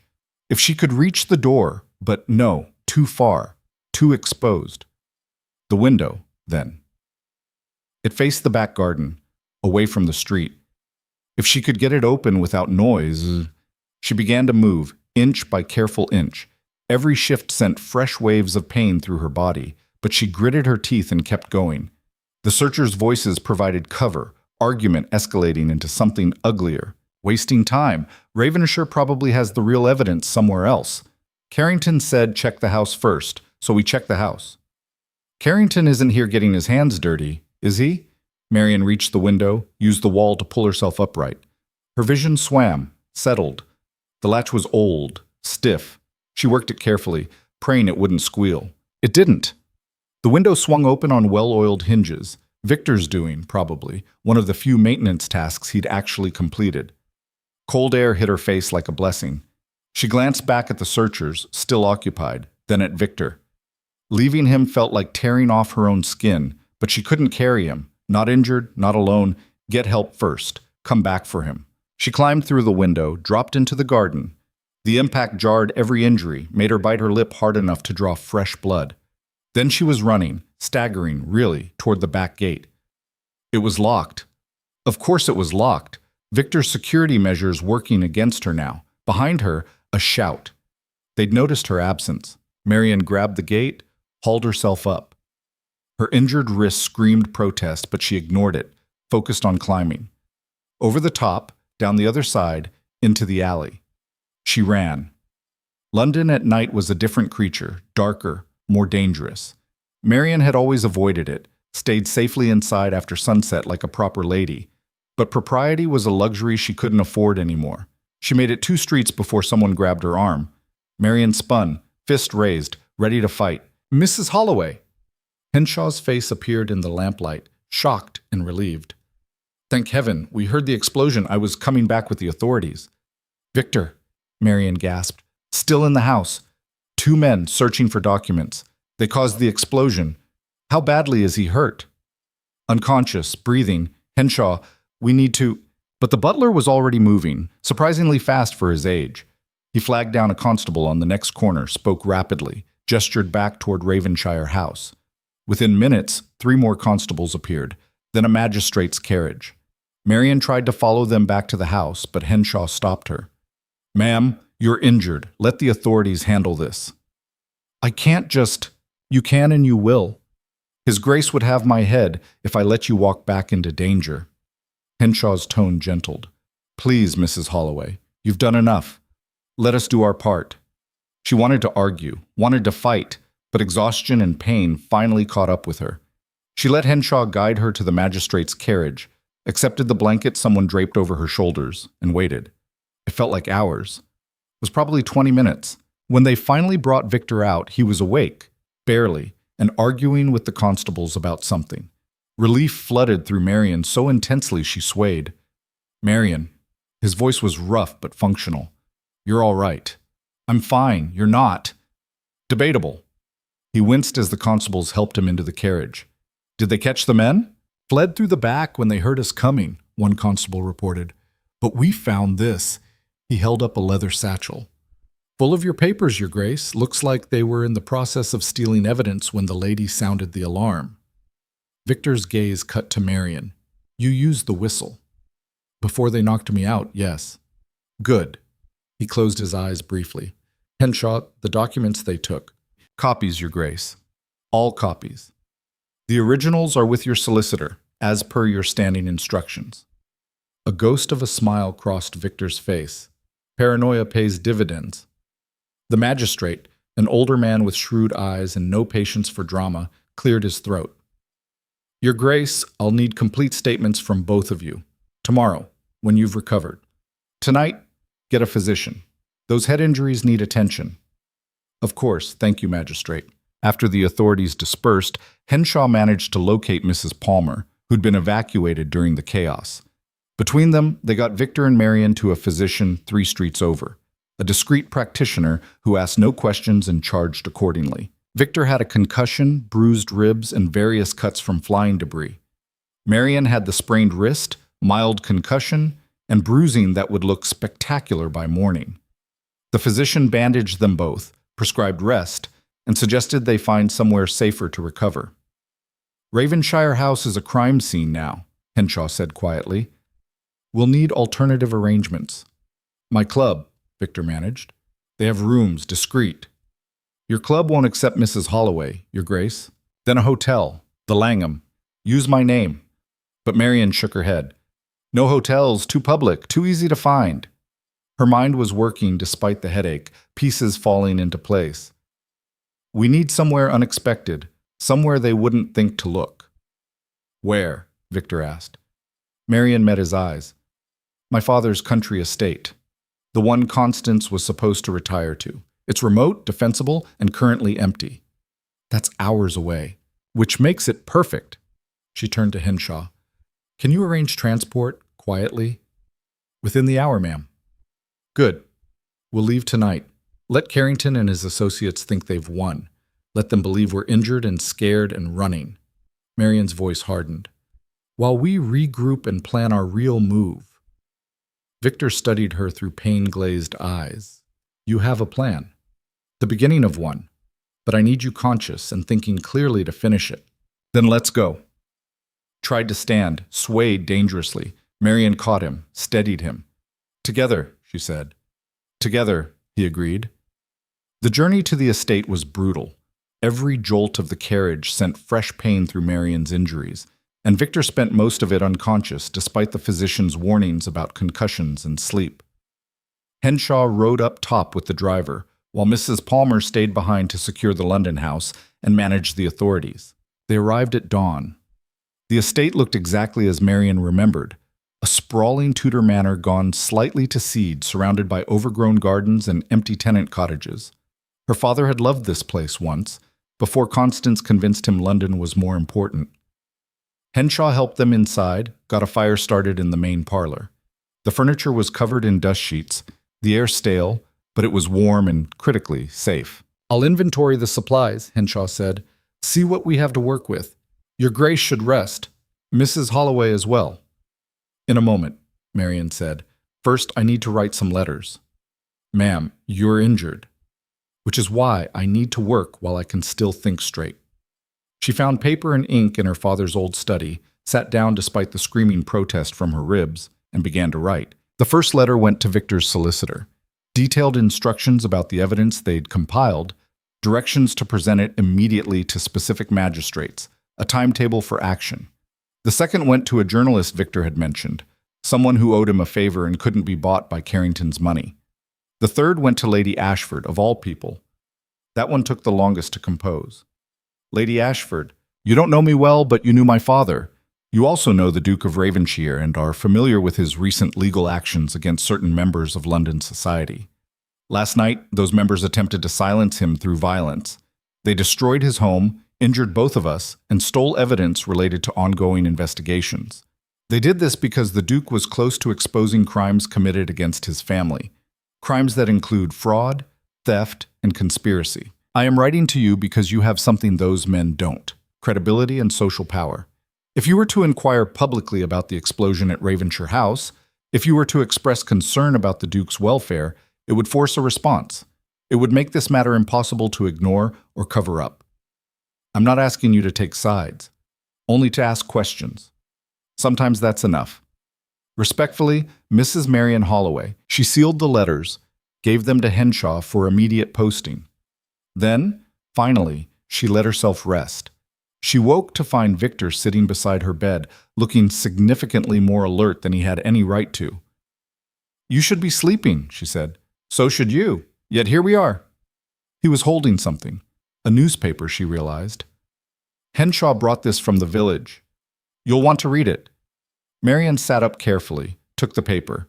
The headline made her breath catch. "Explosion rocks Mayfair. Duke of Ravenshire's home destroyed in suspicious blast." The article was detailed, thorough, and clearly written by someone with access to inside information. It described the explosion, the subsequent investigation, the discovery of intruders, but more importantly, it asked questions about why someone would target a duke, about what evidence might have been sought, about connections between recent property disputes and the attack. "Your journalist friend," Marian asked, "works fast when properly motivated." Victor's smile was grim. "But that's not the interesting part. Look at page 3. She turned the pages, found a smaller article. "Lady Ashford demands investigation into attack on Duke of Ravenshire. Society matron Lady Catherine Ashford has publicly called for a thorough investigation into the explosion that destroyed the Duke of Ravenshire's London residence. It is unconscionable that a peer of the realm should be attacked in his own home," Lady Ashford stated. "I call upon the authorities to investigate this matter with the utmost seriousness and to prosecute any individuals found responsible to the fullest extent of the law." Lady Ashford's statement has prompted similar demands from other prominent members of society. Marian set down the paper, stunned. "She actually did it. I sent that letter less than 12 hours ago."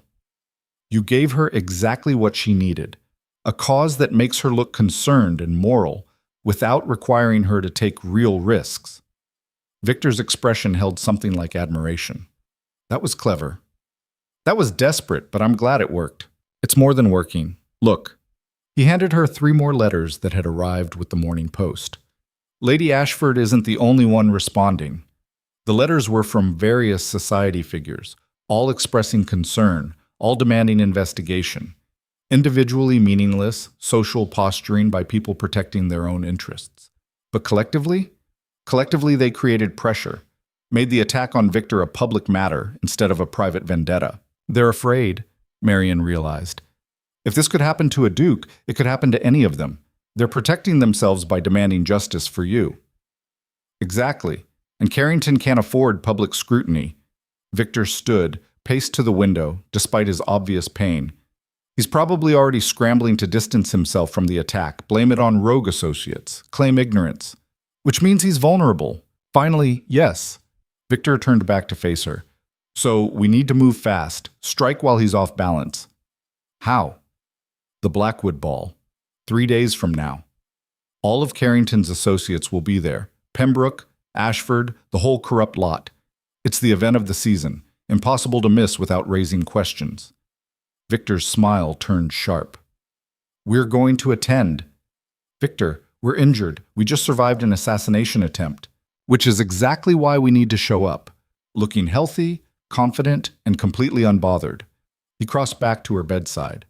Marian, we've been fighting this war from the shadows, document by document, case by case.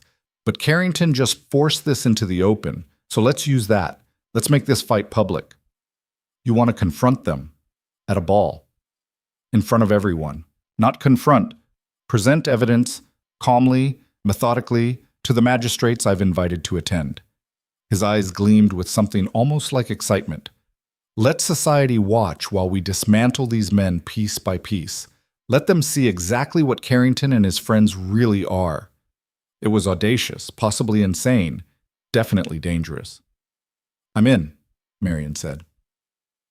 Over the next 3 days, they prepared. Victor's solicitor arrived with the full evidence files, every document, every witness statement, every piece of proof they'd compiled over months of investigation. Marian organized it into presentations, clear narratives that even non-lawyers could follow. She worked despite her injuries, despite exhaustion, because stopping meant remembering how close they'd come to dying. Henshaw proved unexpectedly resourceful. He recruited staff from the village, people who'd known Marian's father, who remembered when the estate had been thriving. Within 48 hours, the manor was functional again, if not elegant. On the morning of the ball, a package arrived from London. Inside was a dress, deep emerald silk, perfectly tailored, far more expensive than anything Marian had ever owned. The note pinned to it read, "You'll need armor for tonight." This seemed appropriate. She stared at it for a long moment, then went to find him. Victor was in the study, reviewing documents with his solicitor. He looked up when she entered, dismissed the solicitor with a gesture. "The dress," Marian said. "Yes?" "It's too much." "It's exactly right." He stood, crossed to her. "Marian, tonight you're walking into a room full of people who've spent years treating you like you're invisible, who watched Constance diminish you and said nothing, who saw you as a widow with no power, no voice, no significance." He paused. "You're going to prove them wrong. You need to look the part." "I'm your employee, your partner in investigation, not—" "You're more than that," Victor interrupted. "You're the woman who survived everything they threw at her and came back stronger. You're the reason I'm still alive. And tonight, you're going to stand beside me while we burn their world down." He met her eyes. "Wear the dress, please." So she did. The ball was exactly as she remembered. Excessive, performative, designed to impress. The Blackwood estate glittered like a jewel box, every surface polished, every detail perfect. Carriages lined the drive, disgorging London's elite in waves of silk and diamonds. Marian descended from Victor's carriage and felt every eye turned toward them. The whispers started immediately. "There, the Duke of Ravenshire. Survived that terrible explosion. And who's that with him? The widow Holloway? But she's supposed to be his housekeeper. Why is she dressed like—" Let them wonder, Marian thought. Let them stare. Victor offered his arm. She took it, felt the solid strength of him beside her, and walked into the ballroom like she belonged there. Lady Blackwood greeted them with barely concealed shock. "Your Grace, we heard about the explosion. How terrifying. And Mrs. Holloway, what a surprise." "Lady Blackwood," Victor said smoothly, "thank you for your concern. May we impose upon your hospitality for a brief announcement? There are some matters of public interest I'd like to address. An announcement? Here? Lady Blackwood's eyes darted nervously. Your Grace, this is hardly the venue. I disagree. This is the perfect venue. Victor's smile was pleasant and absolutely immovable. Shall we say in 30 minutes? Give your guest time to arrive and settle. It wasn't really a request. Lady Blackwood recognized that, nodded stiffly, and hurried away to warn her other guests. She's going to warn Carrington, Marian murmured. I'm counting on it. Victor guided her toward a quiet corner. Let him panic. Let him make mistakes. They didn't have to wait long. Carrington appeared within minutes, face flushed with anger or alcohol or both. He crossed directly to them, no pretense of social niceties. You have a lot of nerve showing up here, Ravenshire. Do I? Victor's tone was mild. I was invited. Are you suggesting Lady Blackwood's guest list is questionable? I'm suggesting you're going to regret this. Regret what? Attending a ball? How threatening. Victor's smile sharpened. But since you're here, perhaps you'd like to stay for my announcement. I think you'll find it relevant. Carrington's eyes narrowed. What announcement? You'll see. 30 minutes. Victor turned away, dismissing him. For a moment, Marian thought Carrington might actually strike him. Violence flickered across his face, raw and ugly. But they were in public, surrounded by witnesses. He couldn't afford the scandal. He left instead, already pulling associates into urgent, whispered conferences. He's going to try to stop you, Marian said. He's going to try. Victor accepted a glass of champagne from a passing servant, took a careful sip. But we have something he doesn't. What's that? The truth. And an audience that's finally paying attention. The 30 minutes passed in a blur of social performance. People approached cautiously, offering condolences about the explosion, fishing for information. Marian responded with practiced vagueness, smiled until her face hurt, and watched Victor work the room like he was born to it. Which he was, she supposed, however much he hated it. Finally, Lady Blackwood rang the bell for silence. The ballroom hushed, hundreds of faces turning expectantly toward the small stage where the orchestra had been playing. Victor stepped up. Marian followed, positioned herself slightly behind and to his right, visible but not presumptuous. Thank you all for your attention, Victor began. His voice carried effortlessly across the space. I apologize for interrupting the festivities, but there's a matter of some importance that requires public acknowledgement. Murmurs rippled through the crowd.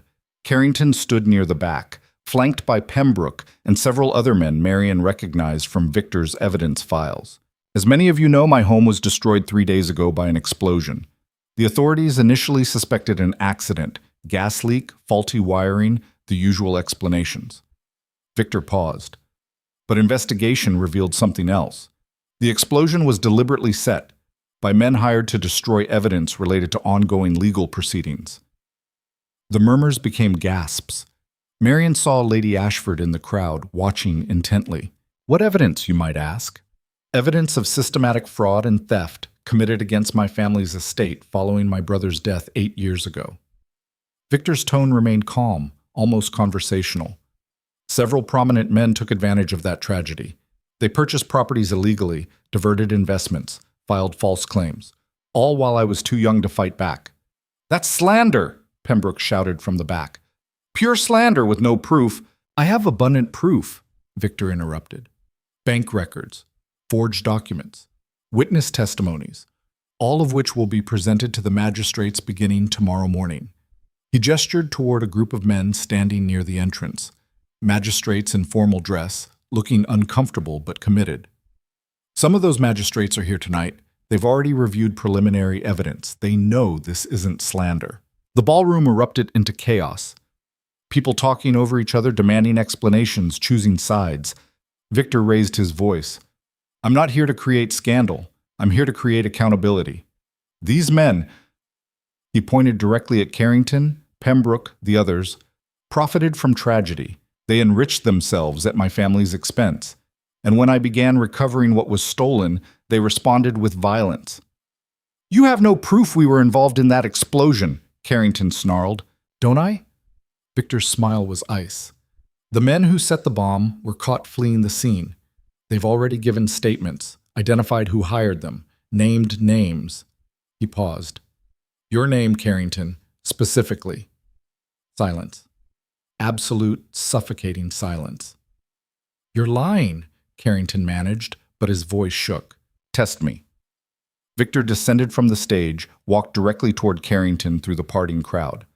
Call my bluff. Demand a trial.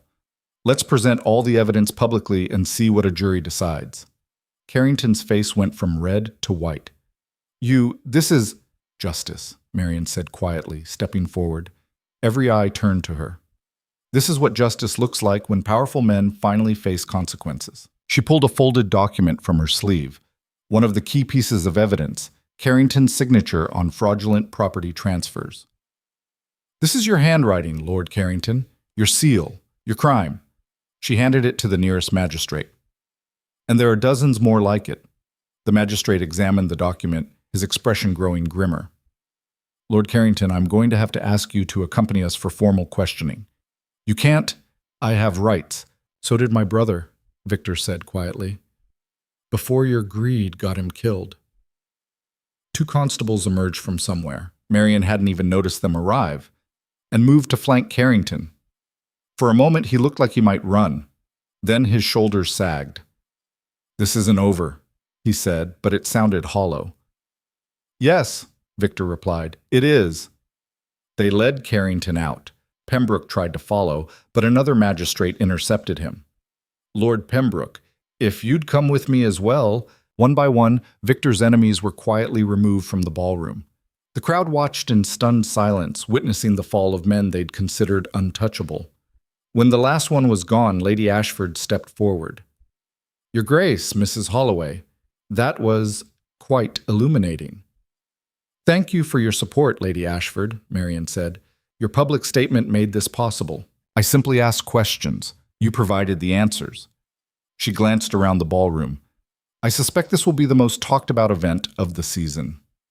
Undoubtedly, Victor agreed, though perhaps for the right reasons this time. After Lady Ashford drifted away, Marian turned to Victor. We did it. We did it, he confirmed. His hand found hers squeezed gently. Though I'm fairly certain you deserve most of the credit. The letters, the strategy, the public pressure. That was all you. We're partners, remember? That means shared credit. She paused. Also shared exhaustion. Can we leave now? I think I'm about to collapse. Absolutely. Victor offered his arm again. Let's get you home. Which home? Marian asked as they headed toward the exit.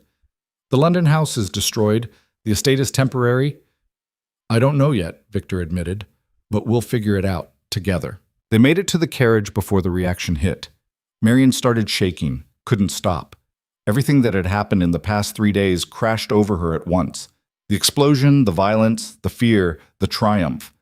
Victor pulled her close, let her shake against him. You're all right. We're all right. I know. She gulped air. I can't believe we actually did that. Walked in there and destroyed them in front of everyone? Believe it. You were magnificent. I was terrified. So was I. He pulled back enough to meet her eyes. Marian, I need to tell you something. What? This partnership, it started as strategy. Mutual benefit, shared goals, but somewhere along the way it became... He stopped, seeming to struggle with words for the first time since she'd known him. It became more. For me. You're not just my employee or my partner. You're Victor. She put a finger against his lips, gentle. Not tonight. We're exhausted, injured, running on adrenaline. Whatever you're about to say, I want you to mean it tomorrow too. He was quiet for a moment. Then he smiled. That real smile. The one that made him look younger and dangerous and alive. Tomorrow then. Tomorrow, Marian agreed. The carriage rolled through the night, carrying them away from the ball, away from London, toward whatever came next. Behind them, society would be dissecting what had happened, choosing sides, rewriting history. But for now, in this moment, they were just two people who'd survived the impossible. And won. The next morning brought validation in the form of newspapers. Every major publication ran the story. Some sympathetic, some skeptical, all forced to acknowledge the evidence. Carrington had been formally charged. Pembroke was cooperating with authorities in exchange for leniency.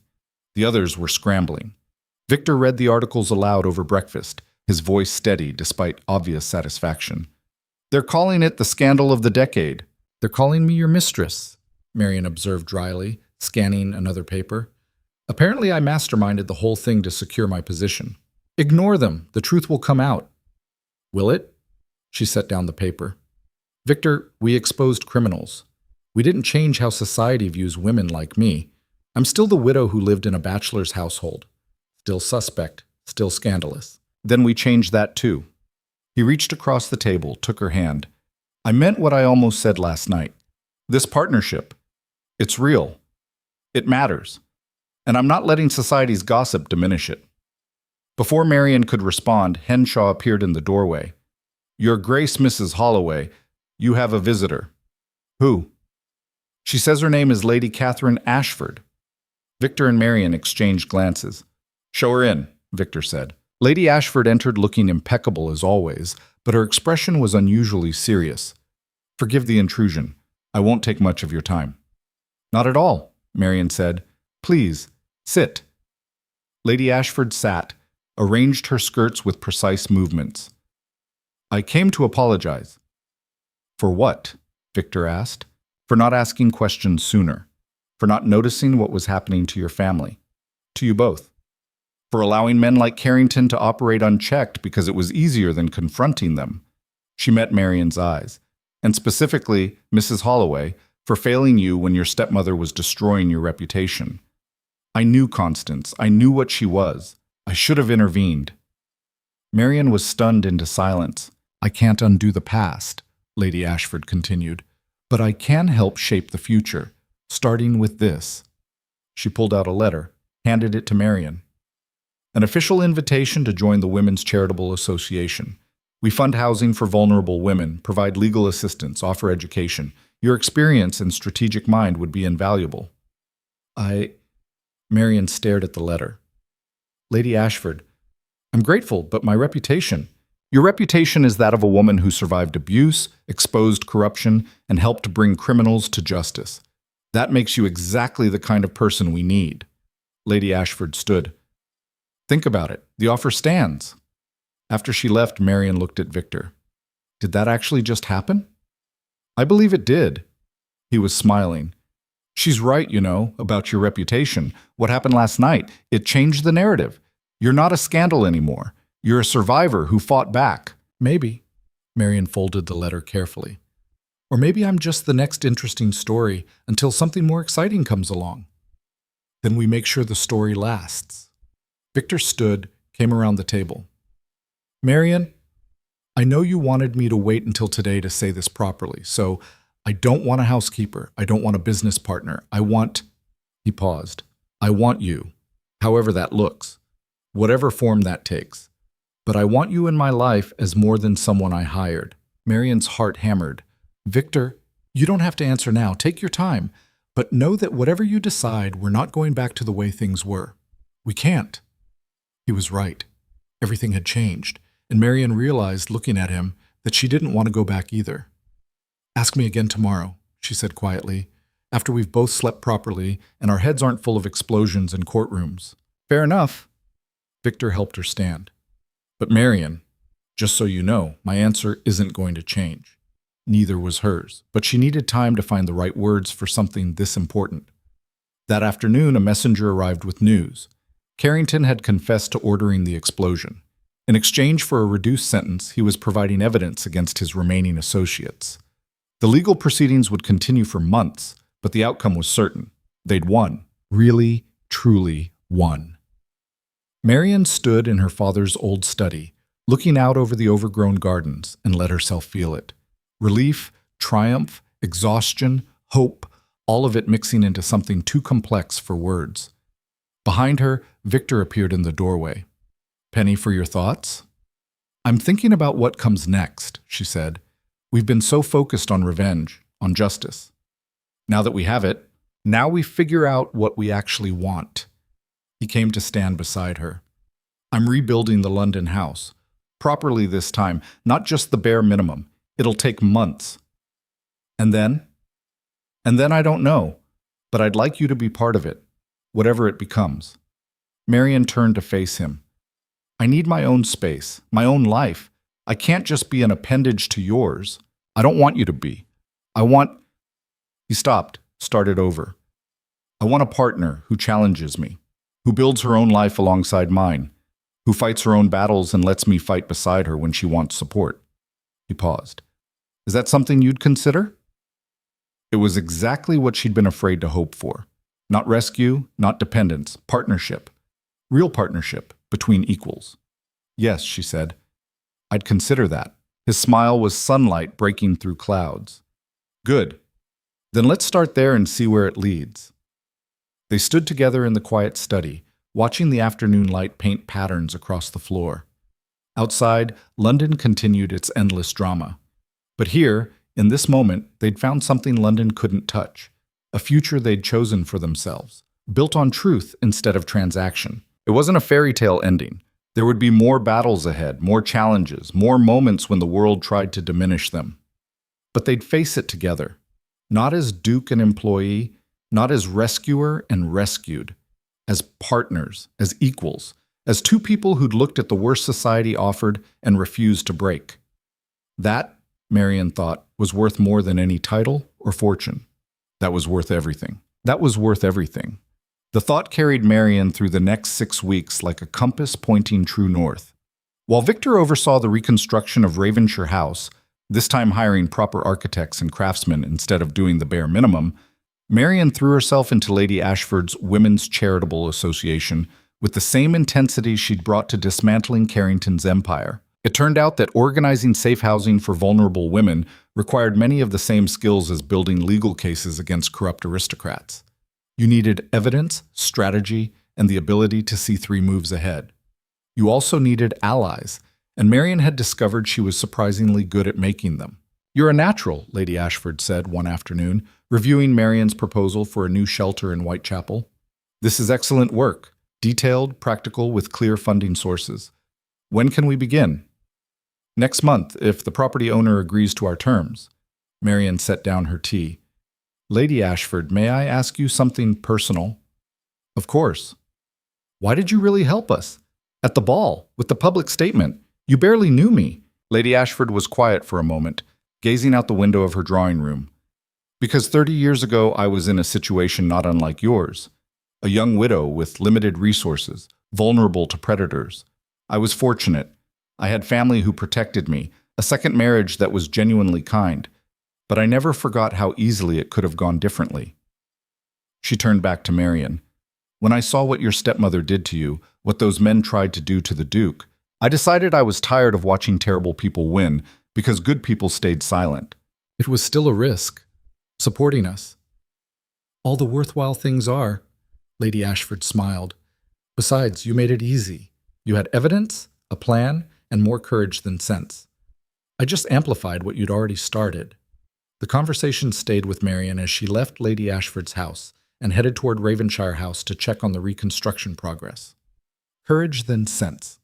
That felt accurate. She found Victor in what would eventually be his new study, arguing with the architect about window placement. Natural light is essential, Victor was saying. I spent 5 years working in dark rooms, not again. Your Grace, structurally speaking, then change the structure. That's what I'm paying you for. The architect sighed, made notes, and escaped when he saw Marian approaching. You're terrorizing the staff again, she observed. I'm providing clear direction. Victor crossed to her, and Marian noted that his limp, a lingering effect from the explosion, was barely noticeable now. How was your meeting with Lady Ashford? Productive. We're moving forward with the Whitechapel shelter. She handed him the proposal. I'll need funding approval from the association's board, but she seems confident. Victor scanned the document, eyebrows rising. This is ambitious. You're planning to house 30 women initially, with capacity to expand to 50? The need is there. Why think small? Why indeed? He handed back the proposal. You're good at this. Building something instead of tearing things down. I learned from you. You spent months tearing down corruption. Now you're rebuilding this house better than it was. Same principle. Maybe. He gestured around the half-finished room. Want to see the rest? The tour took an hour. Victor had redesigned the entire house. More windows, better ventilation, modernized plumbing. The servants' quarters were twice the size they'd been, with individual rooms instead of shared spaces. The kitchen had been completely rebuilt with the latest equipment. "Mrs. Palmer is going to cry when she sees this," Marian said, examining the new stove. She already did. Came by last week, took one look, and started weeping into her apron. Victor smiled. "Henshaw maintains he has something in his eye, but I'm fairly certain he was crying too."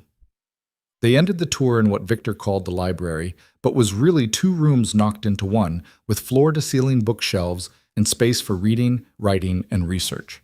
A fireplace anchored the far end, flanked by comfortable chairs. "This is beautiful," Marian said softly. "It's for you." At her startled look, Victor continued, "I mean, it's for both of us, but I designed it with you in mind. A space for serious work, for the charity projects, for whatever you need. Your own domain." Something warm unfurled in Marian's chest. "Victor, before you argue, just listen. When this house is finished, I want you to live here, not as my housekeeper or my employee, as my equal, with your own space, your own work, your own life that happens to intersect with mine." He paused. "I want to marry you, Marian, but on your terms, not society's. If you'd rather we just live together and scandalize everyone, I'm fine with that too. If you want separate houses and we just see each other when convenient, I can work with that. The specific arrangement matters less than the fact that I want you in my life. Permanently." Marian's heart hammered against her ribs. They'd been dancing around this conversation for weeks, but hearing it stated so plainly still knocked the breath from her lungs. "That's quite a speech," she managed. "I've been practicing." "I can tell." She moved to one of the chairs by the fireplace, sat down before her knees gave out. "Victor, I care about you, deeply, but marriage scares you. I know." He sat in the chair opposite. "Edmund was kind, but your marriage was still a transaction. Your father arranged it, you had no real choice. And then he died, and society picked you apart like vultures." Victor leaned forward.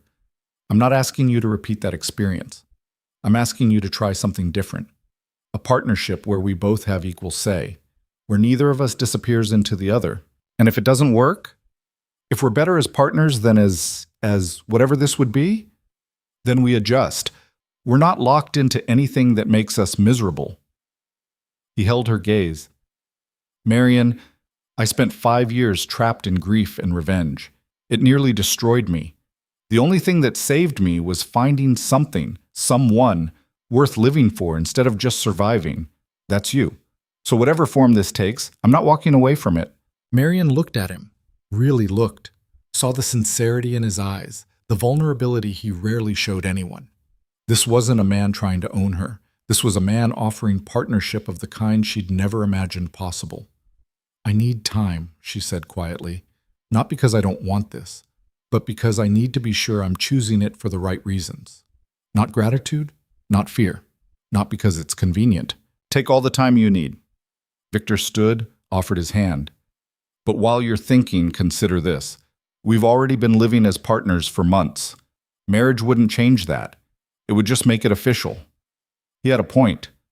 Their partnership had formed organically, built on mutual respect and shared purpose. Adding legal recognition wouldn't fundamentally alter what they already were. "Ask me again when the house is finished," Marian said, taking his hand and standing. "When everything isn't in chaos. When we can both think clearly." "Deal." Victor pulled her close, kissed her forehead gently. "But fair warning, my answer isn't going to change." "Neither is mine," Marian admitted. "I'm just figuring out what exactly that answer is." 2 weeks later, Constance reappeared. Marian was at the Whitechapel property, overseeing initial renovations, when Henshaw arrived with news. "Mrs. Holloway, your stepmother is at the estate. She's asking to see you." Marian's stomach dropped. "Did she say why?" "Only that it's urgent. Ma'am, you don't have to see her. I can send her away."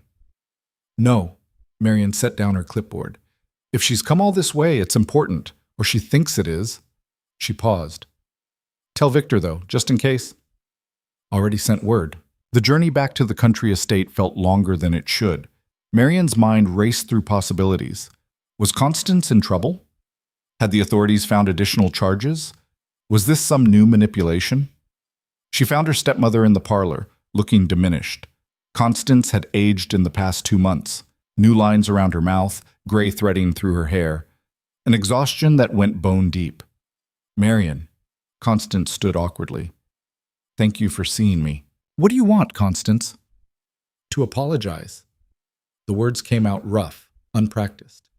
For everything. For selling you, for Molly, for all of it. Marian stared. Of all the things she'd expected, genuine apology wasn't one of them. Why now? Because I'm dying, Constance said it flatly, without self-pity. Consumption. The physician gives me 6 months, maybe less, and I realized I don't want to die with this hanging over me. The news should have brought satisfaction. Instead, Marian just felt tired. I see. I don't expect forgiveness. I don't deserve it. But I wanted you to know. Constance stopped, gathered herself. I wanted you to know that I see what you've built. The shelter, the charity work, your partnership with the Duke. You became everything I couldn't, everything I was too afraid to try for. You weren't afraid, Marian said quietly. You were cruel. There's a difference. Yes. Constance's smile was bitter. I was that too. Your father loved you, genuinely. It made me jealous seeing how easily you earned his affection when I had to work for every scrap of attention. So I punished you for it. That's the truth. Marian sat down slowly. This honesty was somehow worse than the manipulation had been. What do you want me to do with this information? Nothing. Just know it. Know that you were never the problem. It was always me. Constance pulled an envelope from her reticule. This is the deed to the country estate. Your father left it to you in his original will before I had the documents altered. I'm signing it back over. It should have been yours all along. Constance, please, let me do this one decent thing before I'm gone. Constance set the envelope on the table between them. I also wanted to tell you about Charles. He's in France, trying to rebuild his reputation. He asked me to tell you he's sorry too, for not intervening. He was 17, Marian said, barely more than a boy. Old enough to know right from wrong. But yes, he was young, and I was his mother, and he was afraid of losing the only parent he had left. Constance stood. I should go. I've taken enough of your time. Where will you go?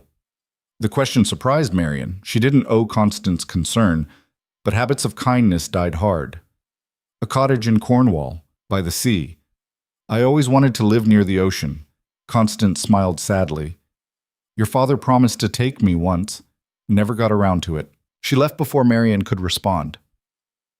Through the window, Marian watched her stepmother's carriage disappear down the drive, carrying away the woman who'd shaped so much of her pain. Victor arrived an hour later, having ridden hard from London. Henshaw said Constance was here. Are you all right? I think so. Marian was still sitting where Constance had left her, the deed unopened on the table.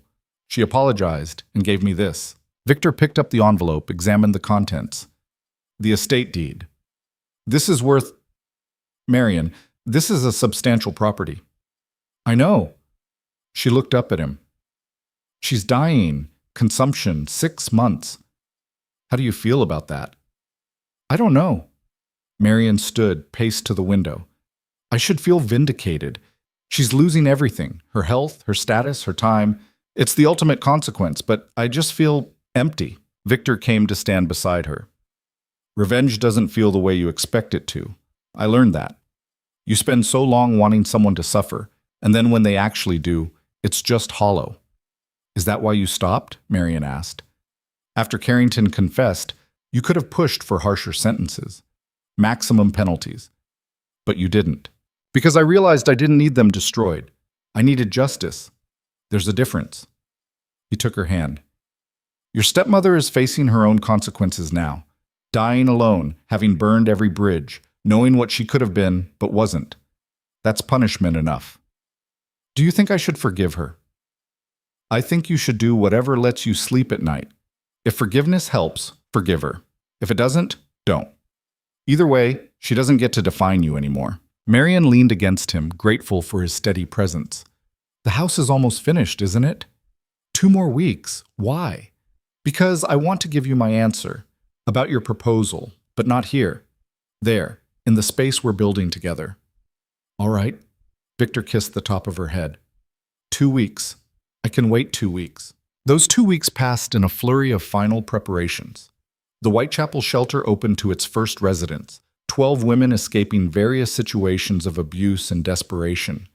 Marian was there for the opening, helping settle them in, ensuring they had everything they needed. One of the women was Molly. "Mrs. Holloway," the young woman said shyly, "I wanted to thank you for everything. The position at Ravenshire House, the references for this place. You saved my life." "You saved your own life," Marian corrected gently. "You had the courage to leave. I just provided some resources." "Still, I won't forget it." Molly paused. "Is it true? That you're going to marry the Duke? Where did you hear that?" "Everyone's talking about it.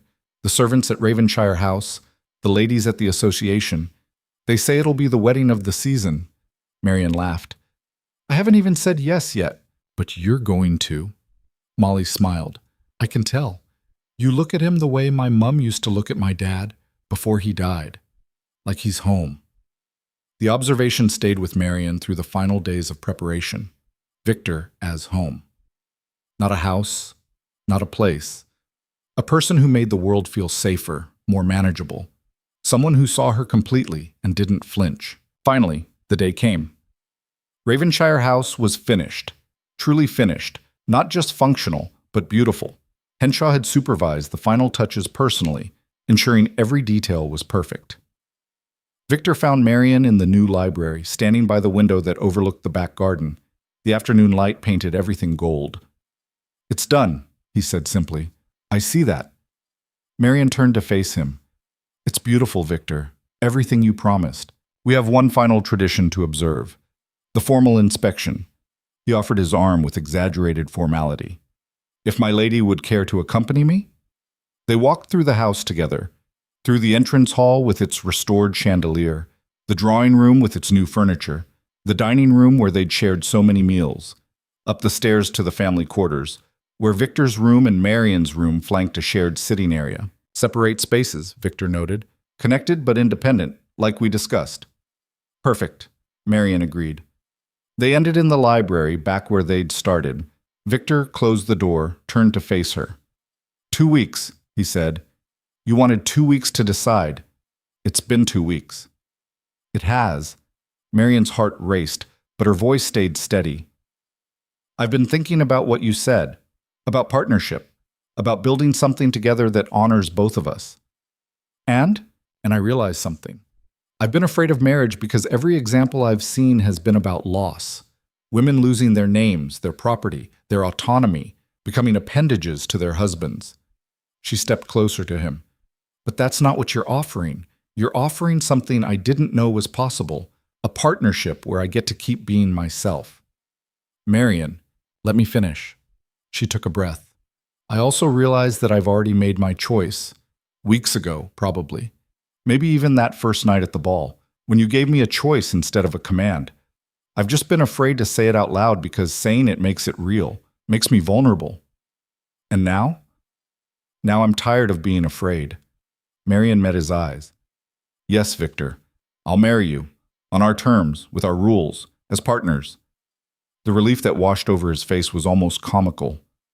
"Yes? Yes. Was there any doubt?" "Considerable doubt, actually.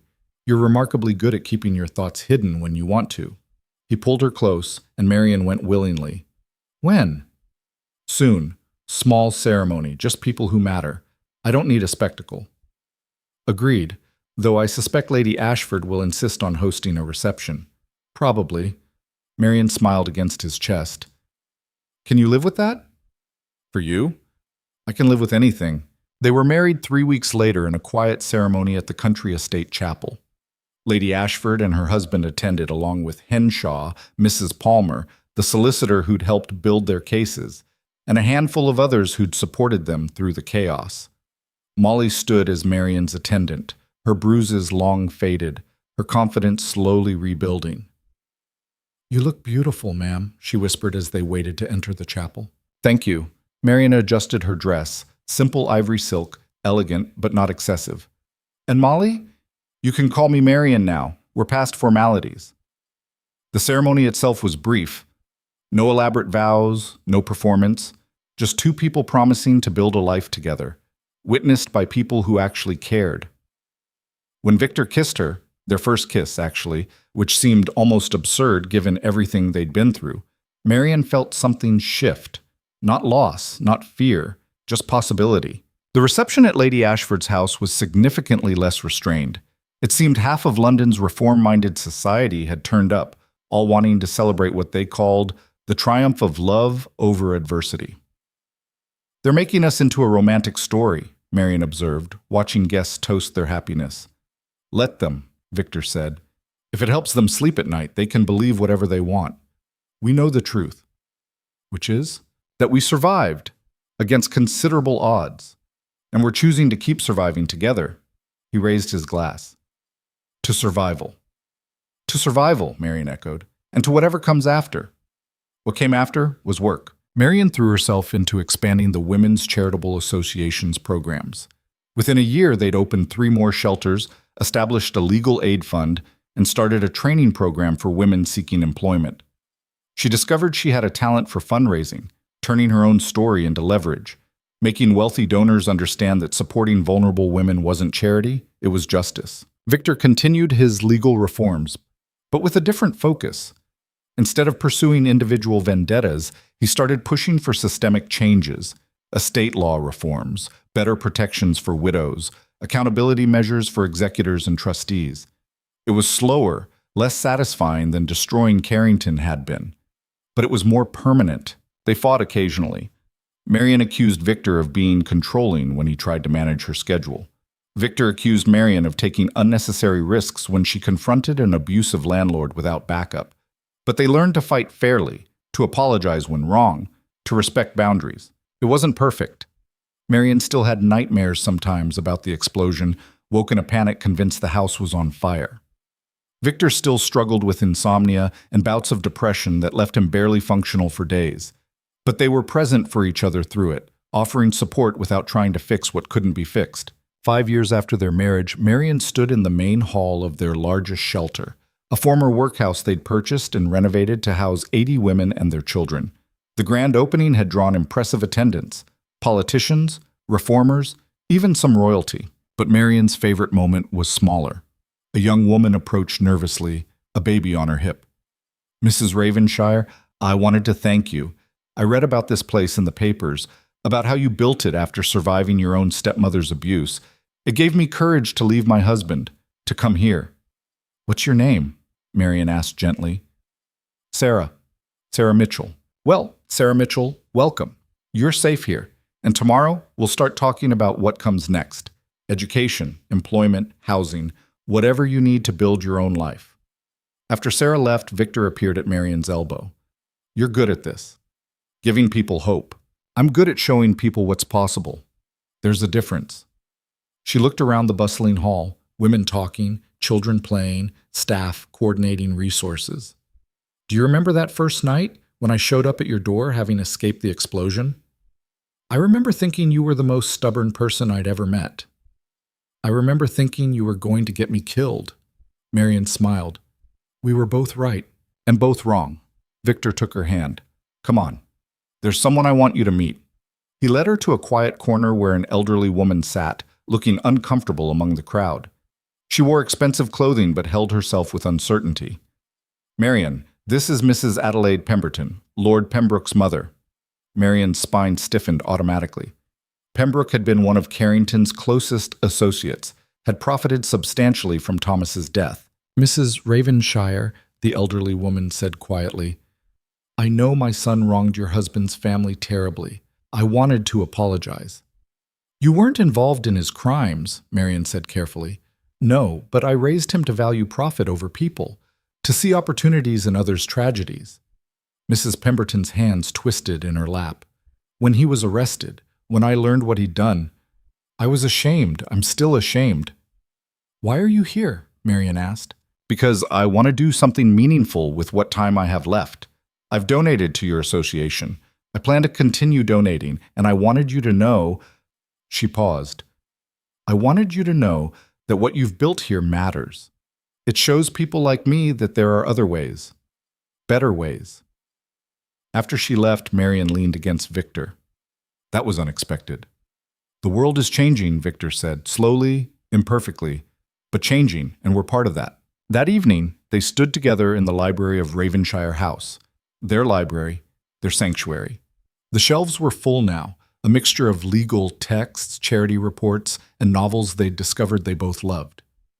I've been thinking, Marian said, about legacy, what we leave behind. And I think we're building something that matters. Not just the shelters or the legal reforms, but the idea that people can survive terrible things and still build beautiful lives. That's worth something. It's worth everything, Victor agreed. He pulled her close, and Marian went willingly, resting her head against his shoulder. Did you ever think we'd end up here? When you first agreed to manage my household? Honestly? I thought I'd last maybe 3 months before you drove me insane or your enemies killed me. She smiled. Shows what I knew. I thought you'd leave within a week, too proud to tolerate my chaos. I was too stubborn to leave. There's a difference. They stood in comfortable silence, watching the fire burn low. Outside, London continued its endless churn, new scandals, new tragedies, new battles to fight. But here, in this space they'd built together, there was peace. 10 years later, Marian addressed Parliament. It was unprecedented, a woman speaking before the House of Lords about proposed reforms to inheritance law. But she'd been invited by a coalition of reform-minded peers who'd seen her work, understood its value, and wanted her voice included. She stood before them in a simple gray dress, no ornamentation, and spoke for 30 minutes about the practical realities of widowhood, dependency, and legal vulnerability. She didn't make emotional appeals. She presented data. How many women ended up destitute after their husbands' deaths? How often estates were mismanaged by corrupt executors? How the current system incentivized abuse? I'm not asking for charity, she concluded. I'm asking for justice. For legal protections that acknowledge women as full persons under the law, not property to be managed. For accountability when those protections are violated. For a system that makes what happened to me and to thousands of other women impossible. The chamber was silent when she finished. Then slowly, applause began. Not universal. There were plenty of lords who looked furious at her presumption, but enough to matter. Victor waited for her outside, pride written across his face. You were magnificent. I was terrified. Terror and magnificence aren't mutually exclusive. He offered his arm. Come on, let's go home. Home. Funny how that word had changed meaning. Once it had meant places, her father's house, then Constance's, then the estate. Now it meant a person, a partnership, a life they'd chosen deliberately, day after day, for 13 years. They walked through London together, two people who'd started as transaction and become something infinitely more valuable. Around them, the city moved and breathed, full of people fighting their own battles, surviving their own catastrophes, building their own futures. And Marian realized this was her legacy. Not the shelters, though those mattered. Not the legal reforms, though those did too, but the simple, radical act of refusing to disappear, of standing up and saying, I exist, I matter, I will not be erased. She'd started as property, assessed, valued, sold. She'd become a woman who changed laws. That transformation hadn't been smooth or easy or perfect. There had been violence, fear, moments when giving up seemed infinitely easier than continuing. But she'd continued anyway. So had Victor. And together, they'd built something neither could have achieved alone. What are you thinking? Victor asked as they entered Ravenshire House. That we did it, Marian said. We actually did what we set out to do. We survived. We fought back. We won. We did. Victor pulled her close. And we're not done yet. No, Marian agreed, smiling. We're not done yet. 20 years after that first desperate bargain in her stepmother's drawing room, Marian stood in the garden of the country estate. Her estate now, fully and legally hers.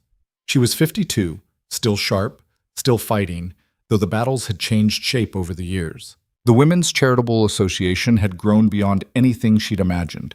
15 shelters across England, legal aid programs in every major city, training centers that had helped thousands of women build independent lives. The inheritance law reforms she'd pushed for had finally passed Parliament 3 years ago, changing the landscape for widows and daughters throughout the country. Constance had died 14 years earlier, alone in that Cornwall cottage. Marian had gone to the funeral, a small, sad affair with almost no attendees. She'd stood at the grave and felt nothing. No triumph, no grief. Just the quiet recognition that some stories ended not with grand drama, but with whimpers. Charles had returned from France eventually, rebuilt his reputation through genuine contrition and hard work. He and Marian exchanged letters occasionally, careful and formal, acknowledging shared history without pretending it didn't hurt. Victor appeared beside her in the garden, moving slower now. The explosion's lingering effects had caught up with him in middle age, bringing chronic pain and stiffness. But his mind was as sharp as ever, his commitment to justice undiminished. "Wool gathering?" he asked. "Remembering," Marian corrected. "There's a difference.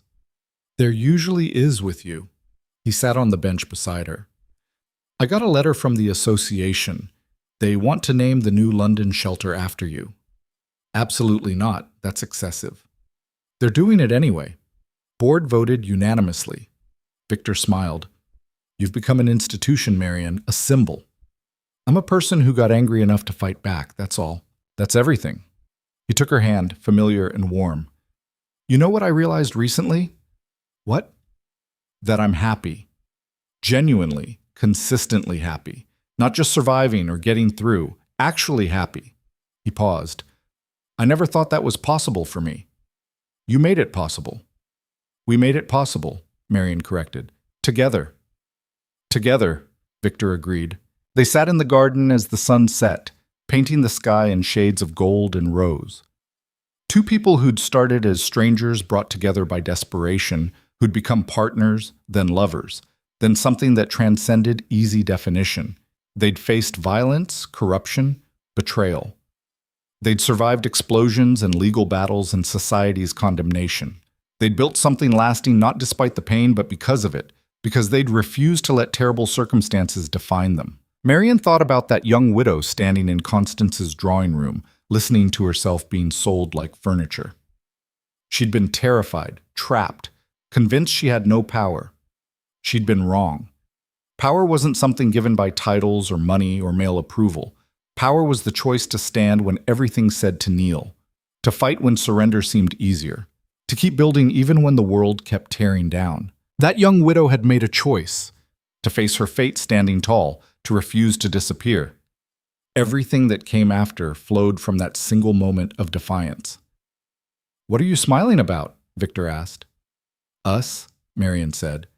"Everything we've built, everything we've become." "Any regrets?" She considered the question seriously. There had been pain, yes, fear, moments when she'd thought they couldn't survive what was being thrown at them. But regrets? "No," she said finally. "No regrets. You?" "Not a single one." Victor raised her hand to his lips, kissed her knuckles gently, "Though I do occasionally regret not kissing you sooner. We wasted a lot of time being professional. We needed that time to trust each other, to become equals." "Fair point." He stood, offered his hand. "Come on. Mrs. Palmer made your favorite for dinner, and Henshaw wants to discuss the spring planting schedule. Apparently we need to make decisions." Marian took his hand, let him pull her to her feet. Her body protested. She wasn't young anymore, and old injuries made themselves known in cold weather. But she was here, alive, free. They walked back toward the house together, two survivors who'd chosen to become something more. Behind them, the garden bloomed wild and unruly, refusing to be tamed into formal perfection. Ahead, warm light spilled from windows, promising comfort and home. Marian had started as a transaction, the price of a woman, measured and sold. She'd become something invaluable, herself. Fully, completely, unapologetically herself. And in the end, that was the greatest victory of all. Not revenge, though that had been satisfying. Not wealth or status, though those helped. But the simple, revolutionary act of claiming her own life and living it on her terms. She'd been told she was property. She'd proven she was power. She'd been told to disappear. She'd become undeniable. And she'd done it all while standing tall, just like she'd promised herself that first terrible night. The woman they'd tried to erase had become the woman who changed everything. That, Marian thought as they entered their home, their sanctuary, their battlefield, their triumph, was worth more than any price they could have put on her. That was priceless.